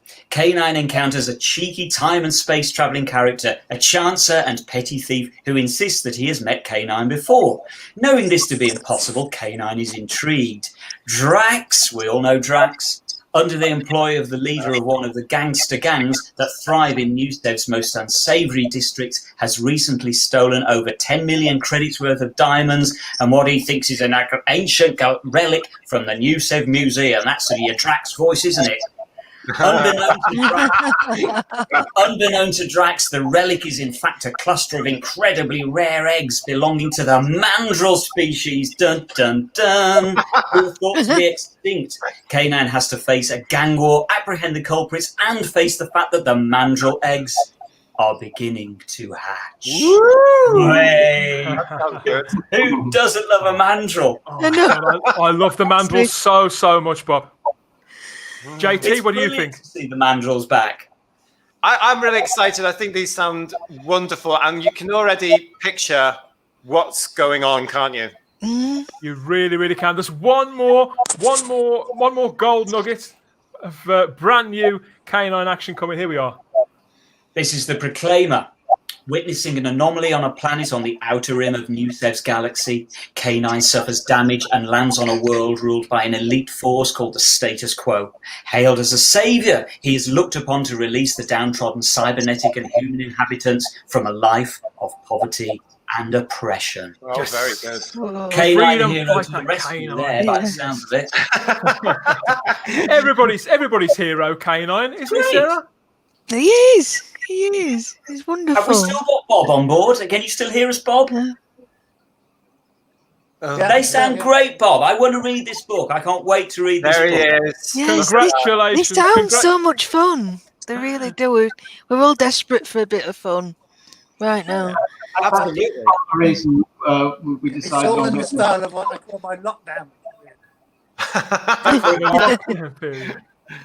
That's his I lockdown. like to explore personal relationship side, his emotional side, and I think it really worked. I'll leave it to you to decide that. But I've got him sort of interacting with Bob, humans. that's the character more inside. relaxed. He's Kind of affirmative, No, he's picking up. and I was Congratulations on the new book, Bob. It does look really exciting. Very, very charming. Just enough Doctor Who lore to keep us interested, and I'm sure the kids are going to enjoy it too when it's being read to them, or whether they can read it along themselves. Who knows? I think there's something for everybody in all of that. Is that it doesn't go on? Yeah. Bob. Yeah. Okay, we've got a nice big close up. Nice big close up here of K9 as you were describing. There he is, Bob. He is cute, isn't he, Simon? He's just adorably cute. As I say, if anything, he is more cute than the original version, and he's more dog-like as well. This thing, he looks like a dog. Absolutely. Those ears are adorable. He just looks so cheeky. I love the fact in the ears there, he's got those little nods to the original with the little mesh inside. Yeah. Yes. You know, And that's because what I'm these saying. things, The DNA is all there. He has the DNA of K9, absolutely. Yes. I mean, these ears here from the original version, in the pain of my life, you can get as many models as you want, but they all fall off. No, brilliant. I mean, this is Paul. This is still K9 Mark 1 from the original, the 2010 series, isn't it? Yeah, it's his next upgrade, basically. Yeah. I mean, there is a page in the book in the preface. We've got a short story prior to the other stories, which is basically why Marius created K9, or had him created, and takes him away to the Baal Foundation. And then we've got a page that summarizes K9's life after that, up to the point of where you meet him in these stories. And these stories therefore become like a preview before the events that take place in Time Quake and what we have planned next for him. I'm glad you've mentioned Time Quake, Paul, because we were gonna talk about this because there's been a lot of talk about Time Quake over the last few years, and there was a hell of a lot. I remember there was a hell of a lot of excitement over the fact that K9 was going to be with Omega, which of course is another one of Bob and Dave's creations, like the Mandrels, like Drax, like the Axons there. So these stories are all set before Time Quake. How's that going to work? How's it going to look? Well, the plan is that Time Quake. I'll give you the reason why we didn't go ahead with the movie and what's going to happen with the Time Quake script now, which let's just backtrack a little bit for the people in the chat. You announced Time Quake the movie, didn't you? Around 2015, something like that. I think it was about 2016 or something. And we had partners on board. We had everything ready, and then we signed with an American global merchandising company, who then advised us, and they look after some of the biggest characters in the world. they advised us, don't do a one-shot. This character's bigger than that. This character needs to have a long-running series. And so therefore, okay, we then said stopped with the finance being raised, because you're talking about, to make a movie, you're talking in excess of £30 million and the rest to make the epic story that Bob had written. And believe you me, it's probably one of the most epic stories from the Doctor Who universe that you could ever imagine. And with a character as omnipotent as Omega himself, it had to be done right. And of course, the doubters were all saying, how can a little robot dog face Omega? Well, Omega's in prison in a different dimension, and K9's holding all the cards. So therefore, you have to think these things through about how can he and his little band group that he leads and becomes the main character of face such a a massive character who's I would put on equal terms with Galactus and the Marvel characters that have all this power and energy that they can wield. So the idea was that we had him coming across dimensions and where he was vulnerable, and so the plan now is that the Time Quake script will be adapted to be episodes 1 and 2 of what we plan next. Wow. Of a new series. Of a new series. Series, yeah. And I'm guessing at this stage we can't talk about who might be in talks to do the series or anything like that. I'm guessing it's just too early stages. All I can say is that it'll be made here in the UK. Yes. I think a lot of people. I think there's going to be a lot of people clapping that one, Paul. Yeah, well, I'll certainly be clapping when we're out of this lockdown and we can carry on with negotiating. Yeah. So technically, the book that we've just shown there, it's like a prequel, right? Okay. Yeah, prelude. It's a taster. It's a taster, but it doesn't feature the main characters that K9 will be associated with, but it's in that universe. It's on that planet. Yeah, keep K9 British somewhat. Definitely. He always will be British. He has that Britishness about him anyway. And you're still developing him, aren't you? Because we've got some more artwork that you've let us have. This hasn't been seen anywhere either, has it? This is K9 and his new collars there. Brilliant. Oh. To take on Omega or whoever else may try and get in K9's way. Yeah, well, the thing is, originally when we did some designs nearly 20 years ago now, when Bob and I got together, because we've been working together for 22 years with K9 now. It's and other projects. We've got quite a few projects in development on our production company.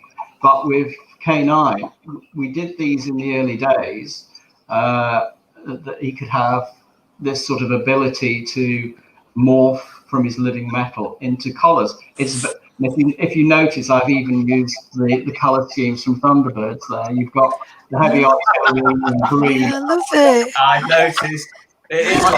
I had wondered about that, Paul. I had wondered. I want them all. We need toys We need made. them now. I want them all. Well, like I said, with a signing with this large merchandising company, this is exactly the sort of thing that they wanted to see, and that's what you have to do in this day and age. You can't survive on a handful of characters and a sonic screwdriver to actually bring some income commercially in from your production. You've got to look at the bigger picture, as the Marvel universe has done, as DC has done, and the Transformers, and even Teenage Mutant Ninja Turtles. Everything's got other accessories rather than just the main characters. Yeah. Have we still got Bob? Can you still hear us, Bob? Oh, Have we still got Bob? Are you there? I can see a ceiling, I think. It's a lovely ceiling, though. It's The gorgeous. ceilings go. Oh, he's gone. Oh, okay. He's popped off again. Yes. Hopefully he'll come back. So, He has got a very bad connection down in Bristol. so how many episodes do you envisage this brand new series of K9 running to? Has that been talked about, or is it still up in the air? It's up in the air, but we're looking at perhaps initially 10, 13, so it's not something like, I mean, you can do a series with 6 episodes now. Yeah. That's the beauty of streaming services, etc., where people can binge watch. Yeah, absolutely. And just to double check, Paul, so this is nothing to do with the BBC at all. This isn't a BBC production, it's its own thing. It's our own thing. It's nothing to do with the BBC. That might not be a bad thing right now with the state of the BBC. Oh, there you go. Paul, do you still have to go to the BBC and basically ask permission, or because does Bob own enough rights in the character that you can just do your own thing with it? We have to always let them know. Part of our agreement is that we don't step over the line and make him look like the original. Right. And we had an agreement. We have an agreement with it. It's called a quick claim that we have on all the characters that Bob and Dave created, like Omega. Is that we don't want the same designs. It's derivative, or it's similar to, and it's moved on from the original design, and it's updated, basically. So we do it that way, and we deal with their intellectual property lawyer that they have. So and we get on very well with them, and there is no problem. I mean, obviously we offer them things, and they go through a state of flux when they're changing, production leads and things like that. So therefore, they know, they're aware of what we're doing. And there was a lot of publicity, I think about 2 years now. Even Zoe Ball picked up on it, that there was going to be a new K9 series and everything like that. They called us in for a meeting to discuss the meeting. So we went and discussed it with them and told them what they were doing. So but this is obviously their commercial wing and everything. Hi, Bob. We've got Bob back. Hello. Hello. My Let's see now. giving up the ghost. My laptop giving up the ghost. Oh, Bob. Well, I was just going to ask you, are you just amazed that here we are all these years later and we're A, still talking about K9, and B, we're all just so excited about K9? Does that just amaze you? Yes, it does, and I'm delighted by it as well.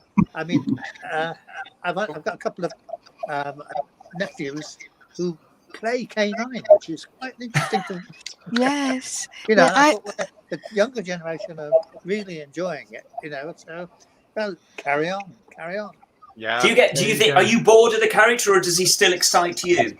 No, I've spent from January to August writing these stories, and they're really liberating. I really enjoyed it.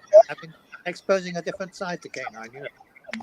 And it's wonderful to hear that the Axons and the Mandrills are back. I think we can all. Yes.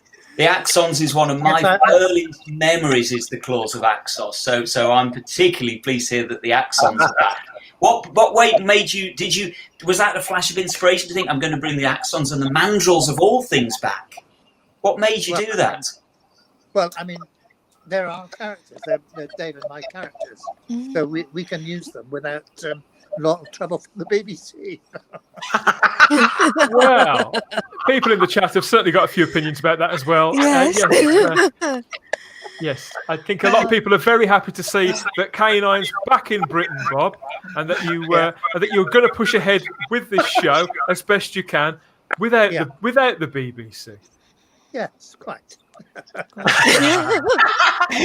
Is it He's is so it nice, Bob? diplomatic. Is it nice, Bob, to be in effect sort of liberated from back in the day when you were obviously writing the show for the BBC, you were very constrained by the production team, by the script editor, the producer of what they wanted, and now it's basically it's up to you. You've got carte blanche to do whatever you want. Is that very liberating, or did you maybe prefer being given the discipline that they might give you? You've got to do this, this, and this in the script.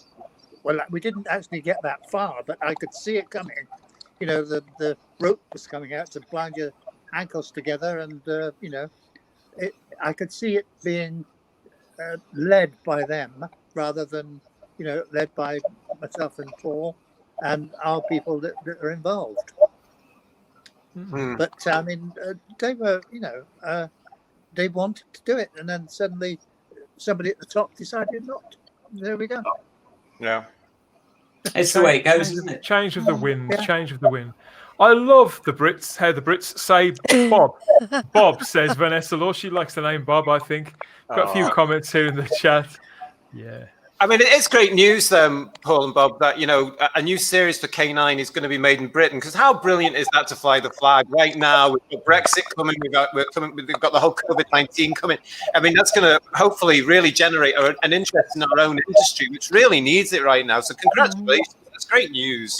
Well, like I said, it's still in negotiation, and obviously nothing's negotiated with people yet, finalised with people yet, until obviously we can actually meet people face to face again, and plan ahead to actually get something in pre-production and everything. But I mean, the fact of it is that K9 is loved, and a lot of people, as you know yourselves, working in the industry itself, that there is an affection for the character, and also there is this sort of nostalgia wave that goes around at the moment as well. I mean, that things like Thunderbirds that came back did reasonably well. The purists weren't 100% into it, but it found a new audience. I loved it. Oh, really? Yeah, I really enjoyed it. Right. And it's the ideal template for something like K9. There's no reason why it can't work just as well. Everything that's been done on Thunderbirds, I'm sure it can translate. We've just seen that first image with all the colours. I love all that stuff. We're going to go over to the chat now and see what's going on there, because people have been talking the entire time. See if anybody's got any questions here. Paul's just wanted to say something. Oh, go on. I also say that there's a company called Cutaway Comics. Yes. By Gareth Kavanagh. No, Gareth. Here in Manchester, and he's launched a series written by Eric Saywood called Lytton, based on his Lytton character. Yeah. The next series he's launching is an Omega series, which obviously Bob's given permission to use the character. And there's a backup script in that. Now, the Omega series is being illustrated by John Ridgway. Ooh. Oh, wow. Brilliant. The script is being illustrated by a chap called Martin Garrity. Yep. Yeah. Both from the magazine. It's beautiful. The pages that we've seen so far are beautiful. The scripts are great, and that comes out in the new year. Our book is available for pre-order, and if we can get the printer to not furlough their staff any further, we'll have the book before Christmas, we hope. So we're excited to order the book now, because the first 100 or so that we get in pre-orders, Bob's going to autograph the copies. Oh, lovely. Wow. So You order through the website, yeah? Unmissable offer. Yes, we've got a banner. We've got the website here. Where's that? Yes, we have the banner there, and the links will be in the description to that. You can go and get yourself a copy. Maybe snag one of these autographed copies there from our Bob there. Where are we? Yes, spectacular stuff. Let's see what everybody else is saying, because there's been so much in the chat. And where are we? People asking about Oh, people mentioned the Claws of Axos here. Claws of Axos is a great story. Brilliant I love the story. Claws of Axos It too. is, and I just want to go while we're on Claws of Axos, Bob. I just want to ask you about this because I mean, Claws of Axos is infamous, as you and Dave had this brilliant idea of a gigantic skull spaceship landing in the middle of Hyde Park, and I still want to see that. I want to see that. They scotched it in the show. But one of these days, in the new K9 series, why not bring back the idea of a gigantic skull spaceship landing in Hyde Park? There's a direct request from Simon. Yes. I want to see it. We have. Do you remember doing that, Bob? Do better than that. You do that. Do it better than that Oh, yeah. now. That's old. It's old news, Bob. Old news, isn't it? Dick said about it as well. You must feel liberated now, Bob, that you can just go out and do stuff that back in the day they couldn't afford to do it. You can do it now, can't you? Yes, absolutely. Yeah, but can do even more and better besides, as they say. Can't wait. Just imagine. Are there any other major characters concepts that Bob owns the rights to? So who wants to give a quick list there of all the things you've created, Bob? We've got the mandrels, we've got the axons. Oh dear. No. We've got Omega, the Black Guardian. No, not Black Guardian. No. But definitely Omega, mandrels, Drax, the Axons. Yeah. The mutants, the mutts from the mutants. Yes. Right, yeah. And of course, Bob and Dave did write the Sontaran experiment, although they don't own the rights to the Sontaran. But that's a great two-parter there. That's a great. Yes. If you haven't seen the Sontaran experiment, get it on. Genuinely, these are some of my very favourite stories. They're so audacious, Bob, your storytelling. The things that you try to do, that you tasked them to do on that budget back in the 70s, they must have been cursing your name, but it's inspirational, really. Yeah, and they still hold up as well. Like the Axons absolutely terrified The Axon's me. brilliant. You're right, Sarah. The Axon's still. I mean, seriously, you could bring those back today. Yeah, well, do you know that? Well, they are obviously they're going to bring them back, but do you know that humanoid form with those blank eyes? Do you remember? Yeah. Yeah. Whoa. Scary stuff. We've got you, Bob. You're back. Yeah. Freaks you out. We've got a question here. Will the K9 book be available worldwide on Amazon? It's actually, but what we're planning to do is, as I said, it's the pre-order first. It's exclusive on our website, and mainly because of the lockdown situation and everything like that. We want to handle it there. We don't want to hand it over to Amazon just yet. It won't be on Amazon much before spring next year. Best to pre-order a copy. Great. We've got Gareth Kavanagh here in the chat. Gareth, we just mentioned you. That Hello, image Gareth. of the straw. Very Jean-Michel Jarre. Gareth, It is very Jean-Michel Jarre. That's why I want to see. Come on, Bob. I'm relying on you. I want to see this Gareth? Park. Gareth, come on to a later show. We'd love to talk to you about Cutaway Comics. Come and chat to us here on Type 40 anytime. What else have we got? Wasn't the mutants about the partition of India, Bob? Do you remember that? Oh. Come on, Bob. Have we still got you? You might have to repeat it again. Wasn't the mutants about the partition of India, Bob? Oh. Sounds like he's typing. Yes, I hear a clicking sound. Vanessa's just bought the book. She hopes she can get it signed. There you've got. Brilliant. Well done, Thank Vanessa. you, Wow. Vanessa. You've beaten us to it. And here's a question to both Paul and Bob. Can K9 time travel without a TARDIS?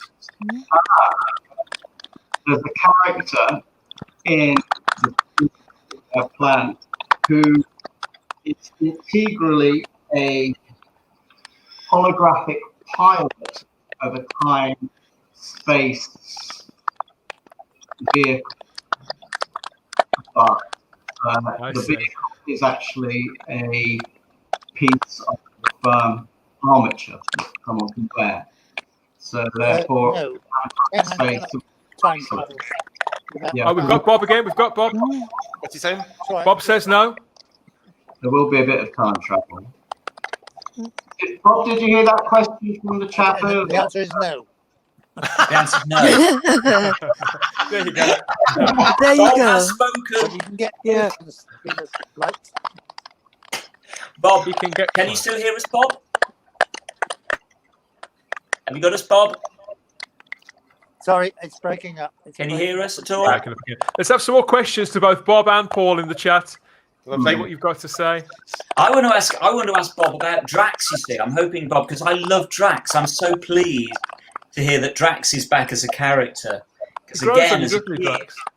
I love Drax. That is I think we the should, kid that got me. maybe, Simon, maybe we should just say who Drax is for anybody who's not familiar Yeah. with the story. Yeah, absolutely. Drax, for anybody that's not familiar, is a character from the Armageddon Factor. Great which story. we love the Armageddon Factor. And he's a cheeky cockney. He's kind of the original, he's the original wheeler dealer diver, isn't he? And he strikes at this relationship with the Doctor. And I remember my parents being really angry about Drax because he spoke really badly, spoke like that, which meant I loved him. Yeah. And do you know what got me about? I remember when that first came out, wondering why is he speaking funny? And there's that beautiful line that Bob and Dave put in there. He's done time in a London Nick. Done time. Yeah, that's brilliant. He's a brilliant character. He's Drax. He's great. He's Diamond Yeah. Geezer, isn't he? I forgot love about Drax. that. That's just genius, isn't it? He picked up that accent. I love that. That's great. I'll tell you something else about the Armageddon shadow, Paul. In the Armageddon Factor, that shadow scared the life out of me as an 8-year-old. Is the shadow around at all? He should be. I don't want it to be. I'll tell you who is around, and I'll give this away from the Time Quake script. Is obviously, the Omega's in there. Yeah.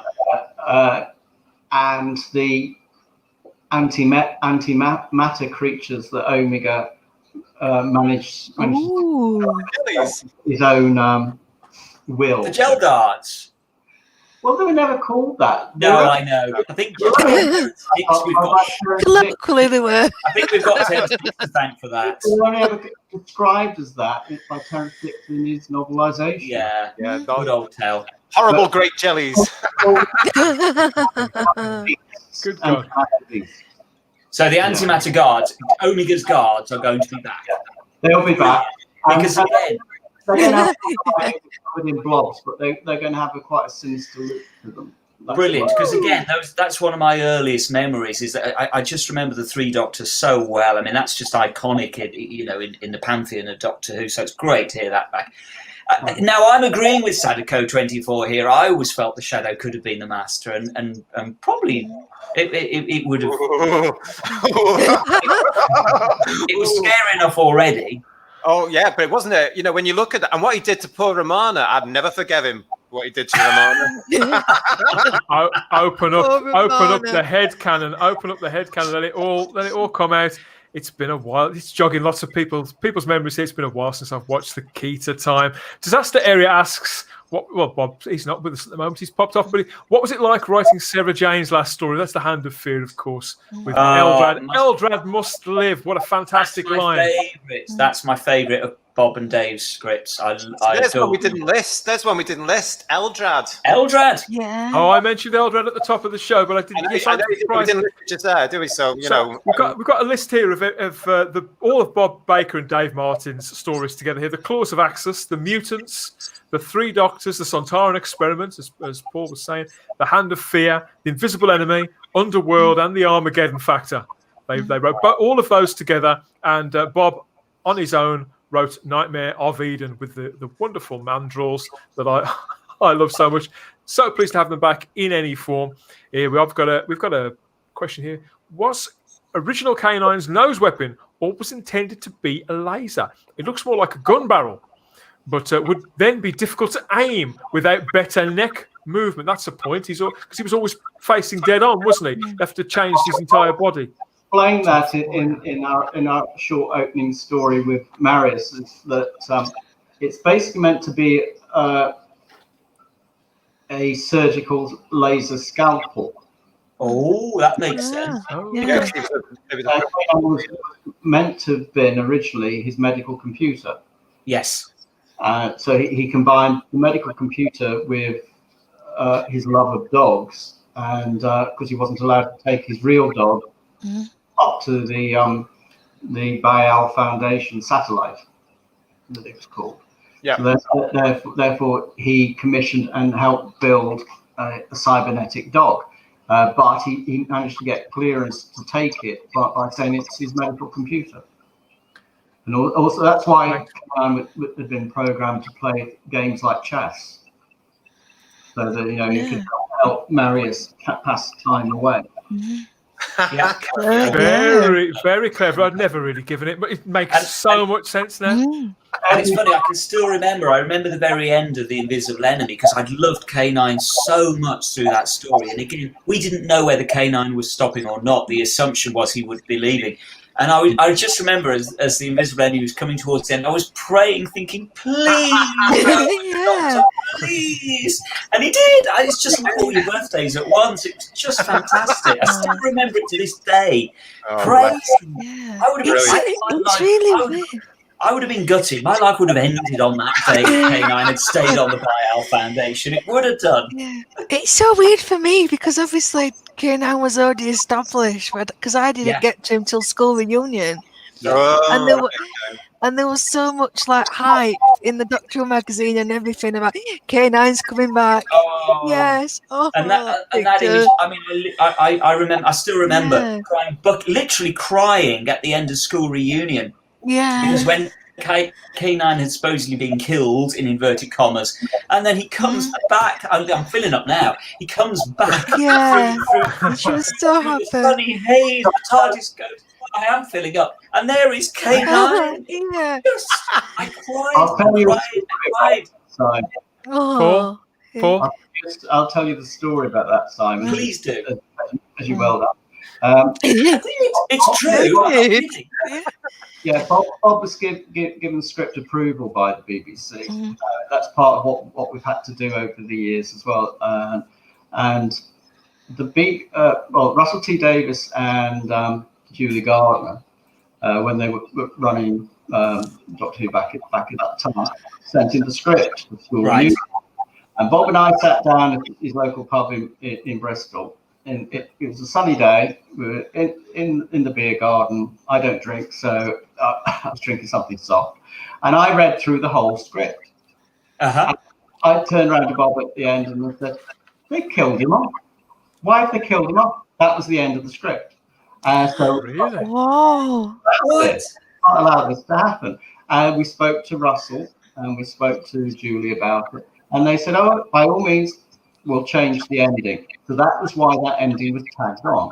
And the reason they killed him off, and it was going to be like the death of K9 completely, was that they had no intention of using K9 for the Sarah Jane spin-off, which is why Russell had created Mr. Smith.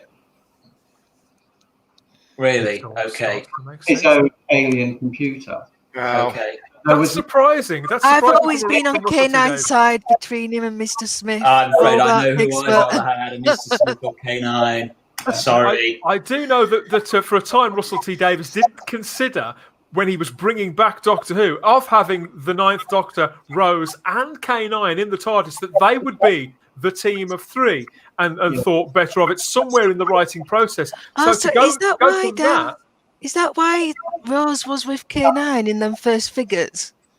Because obviously they send the ideas off to merchandise for them. Paul, what do you think, Paul? That's just because she was in a particular story. No, that's not the case at all. I mean, the thing is, they didn't want to use K9 because they knew it was going to be difficult to use him on sets and everything.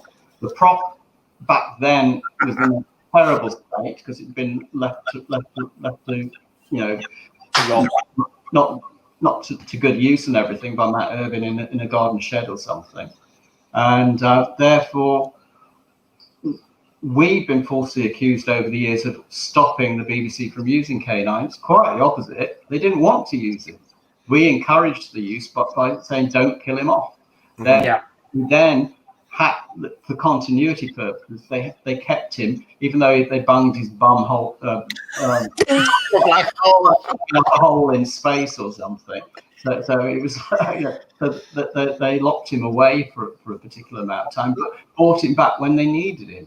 But See, it is received fan wisdom out there, Paul, that that was part of something that you had asked from your side, but it sounds like it's quite the opposite. It was a real urban myth out there.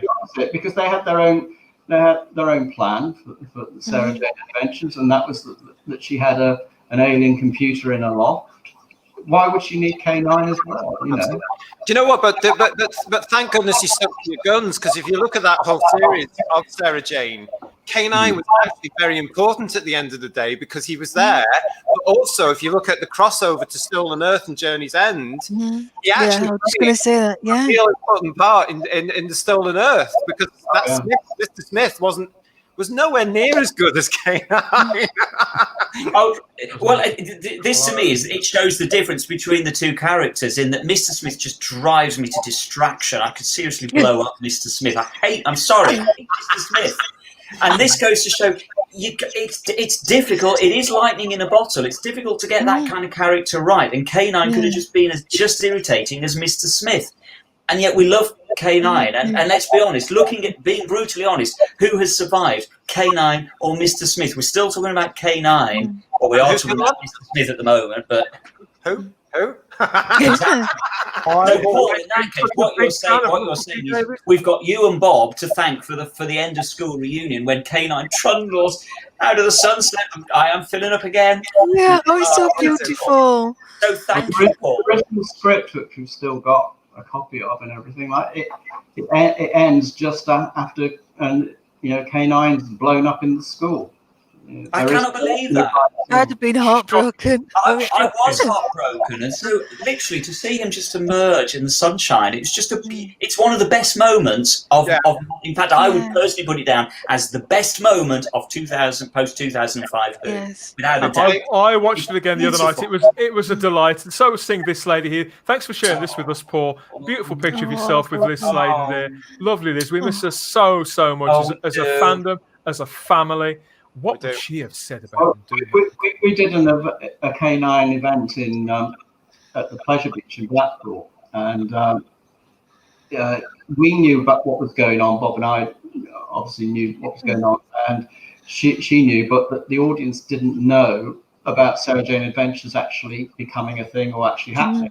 So backstage in the dressing room and everything, we were discussing it, and we discussed K9, and I said, look, this is your show, it's your series and everything. And she said, you're an absolute sweetheart for saying that. I said, it's not a case of like you're playing second fiddle to K9 or anything. This is all you, Liz. And it's like, she really liked that. And the fact of it is, it worked out very well for her, and we were both very pleased with that, because we obviously had other things we were doing with K9 anyway. Yeah, but I have to be honest. Being totally selfish, I really wanted more K9 in the Sarah Jane Adventures. I really did want it to be a proper K9 and Company. We never get enough K9. That was up to them, but they had the ability to do it. We weren't holding back or not letting them do that. They could have done it. I have to be honest, Paul, this is really interesting to hear, because I have always been under the impression that it was in effect Bob holding them back, saying no, we want to do things with K9, and so what you're saying is they would have been very happy and welcome to use K9 in more of Sarah Jane Adventures. Him in every single episode if they wanted to. I mean, we had a good relationship with them. That's why we were allowed to use the original K9 design in our first episode, where he blows up and regenerates into the new style K9 that we had for the Australian series. So I mean, you can't use a character like that without negotiation and discussing it. A design or anything, which is, if we'd have made it here in the UK, we would probably use Matt and the original for filming that. Another thing is as well, backtracking way back when Bob and I first went into business together. The TV series Queer as Folk had been on TV. Yes. And just in passing one day, I said to Bob, "Did you get a payment for that?" And he went, "No." And I said, he said we wouldn't be. He said we did ask. He said because his agent at the time, his literary agent, asked at the time. Is there paying for that? Oh no, we've not used K9. They said we've just used the robot dog from Doctor Who, just the design. So therefore, that there is no fee for it. But I said okay. So then why in one of the episodes did one of the characters call him K9? Like, shall I bring K9? Exactly. And why in the title sequence, the end credits, what was Matt Irvin credited as K9 operated by Matt Irvin? Wow. We went back to them and they've got a fee. They did. Good. You have to be wide awake. Yeah. Sometimes. Show business. There's no business. You've got to have a nose for these things. K9 rises again. K9 always gets the truth in the end. I absolutely love this picture. Really looking forward to what's to come. It's great. From K9. It's exciting. It's really exciting. And since you've explained it to us, Paul, the thinking behind this show, where you are with the character, and the scope for the future, it's hard. Even though I'm considerably older than 80 years of age now, but it connects with something inside of me. What is that you're holding there, Paul? Why don't you tell us about that? This is one of the character masks from the Australian series. This was like the Brilliant. chief villain, the core. Yeah. Remember it well, and I loved that series. That whole Australian series was great. It was just great fun. It was in many ways. It was very similar to Sarah Jane Adventures. Look at that, great. It was what I'd call spirited, Paul. Oh, thank you. Well, it was basically done on a shoestring, but we managed to do it. Yeah.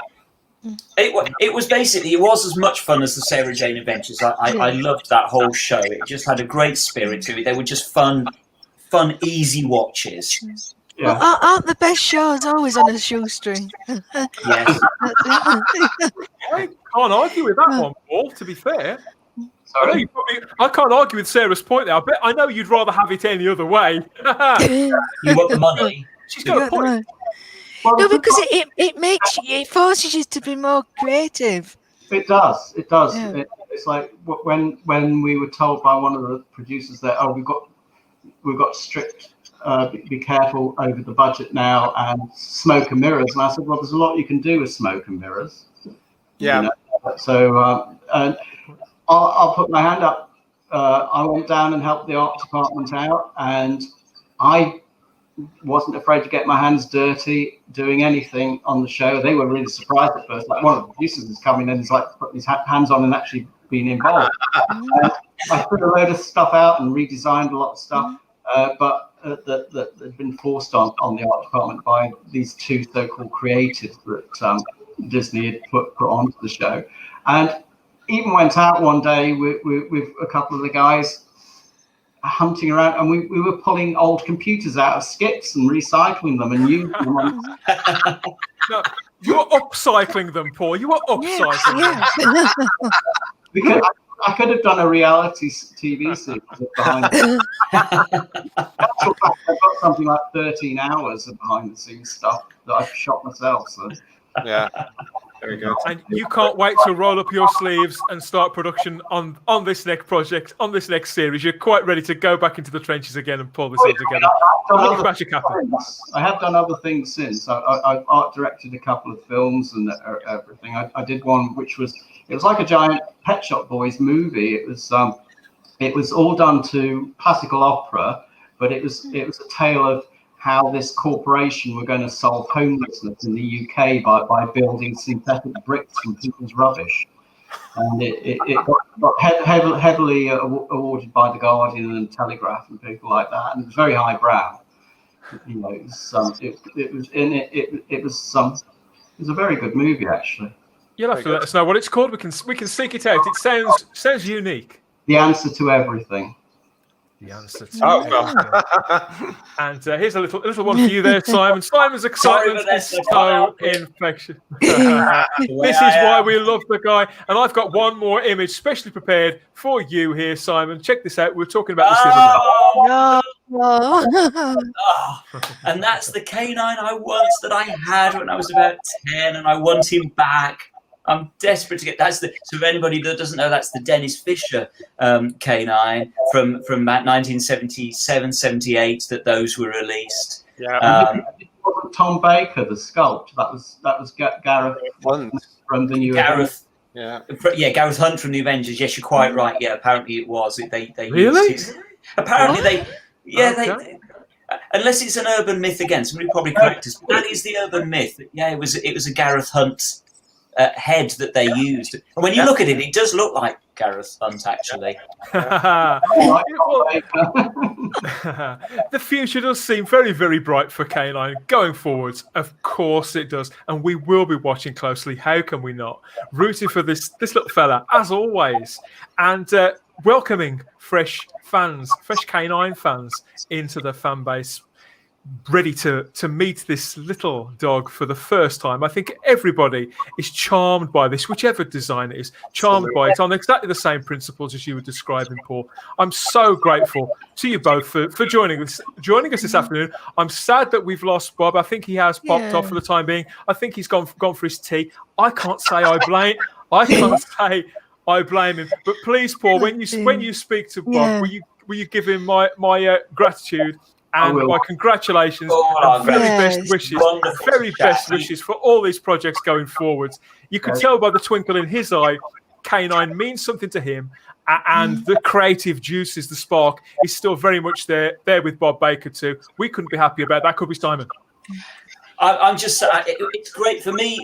Obviously, we're all lifelong Doctor Who fans. So to chat to Bob just briefly it is a dream come true. He is a hero. There's no two ways about it. Any Doctor Who fan, and so it's great. But it has been brilliant to have you on as well today, Paul. This has just been the best 2 hours. Just to chat about K9 for 2 hours. I've never done that in my life. Do you believe in JT? I'm not sure I do.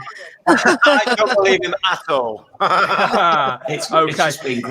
So thank you. It's been a pleasure. Thank you to everybody in the chat. Of course, we'll be back with some more Type 40 sooner than soon. Look out for all of that. Wherever you found this, it could have been on any one of these places: Apple Podcasts, iHeartRadio, Stitcher, Google Play, the Podbean app, Spotify, all over the place. So easy to use.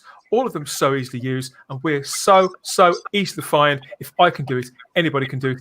Anything you want to say to any of us, you can do it direct. Contact us, email type40 doctorwho@gmail.com. There's Twitter and Instagram at type40 Doctor Who. There's our Facebook page and the ever lively, multi-dimensional Type 40 Facebook group for any real-time chit-chat that you want to have. I can be found scattered across all of space and time, but mostly on Twitter and Instagram as the Spacebook, talking about whatever catches my eye, imagination or both, in popular culture, as always. Anybody got anything they want to plug? Simon, over to you. Where can people find you?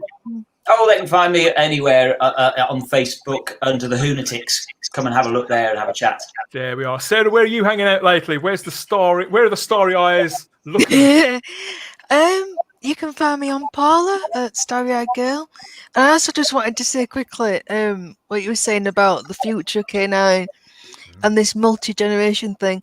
I've got two boys who are 8 and 12, and I told them who I was going to talk to today, Bob and Paul, and their eyes just lit up. Also with K9, and also the Wallace and Gromit connection with Bob, and it's just so heartwarming to see. And yeah, I definitely think K9, it's got the audience. Yeah, one of the most heartwarming things for myself that I received back from putting all this stuff, all these years into K9, is like the images you showed at the beginning there. Someone actually went and built one of these for themselves, and that's not the only one that's been done. And also, when I was a kid, I used to be heavily into Doctor Who and Jerry Anderson shows, and it inspired me to become an illustrator and a designer. And the amount of fan art, for want of better words of it, that we've received on this canine, let alone what's going to hopefully come in from that one, it's been inspiring that the fact is there's a generation out there that kids like yours that have got so into it, they want to get the crayons out and they want to sit and draw it. That to me is, I felt like that feels like we've achieved something when that happens. Yeah. It's really good. JT, have you got anything that you want to plug? What are we missing out there? You're a big collector. Where should we poke our noses in, metal or otherwise, to find some canine treats? Well, I don't know about anybody else, but get off. I need to go and buy this book. Yes. Paul, do you want to give us some contact details? Where can people hear more from Official Canine across social media, and where can people get this book? Well, we're on Facebook, Canine Official on Facebook. We're on Twitter, Canine Official on Twitter, and on Instagram. They don't ask me to use that, because I don't know how to do it. None of us do. I know someone that can. And we're on YouTube, which we don't put stuff on very often because obviously we're being very careful about what we show. And we've got our website, which is canineofficial.com, which is where you can order the book from. And I'd say the book is only £10 plus postage. Oh, wow. And but I could say to our international viewers, especially in America, make sure you press the right button for the right postage, because there's the UK and then overseas underneath. Because we have had quite a few American viewers pressing the UK one, and I've had to say, I'm sorry, but you do need to pay a little bit more for the postage and item over there, sort of thing. And can I just say, doesn't Canine and Official look brilliant to see Canine and Official next to each other? It's great. Official Canine, come on. All of them are Bob and my websites and everything. So it's like we'll make sure that's someone that looks out for us, but we'll make sure all the links are in the description and in the show notes for both the video and the podcast version of this show. Thank you to everybody at Meteoric, and to yourself and Bob, Paul, for coming here, for talking about all this, for sharing some exclusives with us, and for talking so candidly and so affectionately about this, for indulging us, basically. Us load of old geeks. You know what it's like. You're a geek too. You're a geek too, I can tell. Oh, starry-eyed girl. She's issuing the disclaimer later today. I don't believe a single one of it there. It's all coming out now. No. Yes. So thanks to you as well for watching and for listening to Type 40. We're a Doctor Who podcast and a Spacebook production for the Fandom Podcast Network, and we'll always have the time as long as you have the space. Bye. Bye. Bye.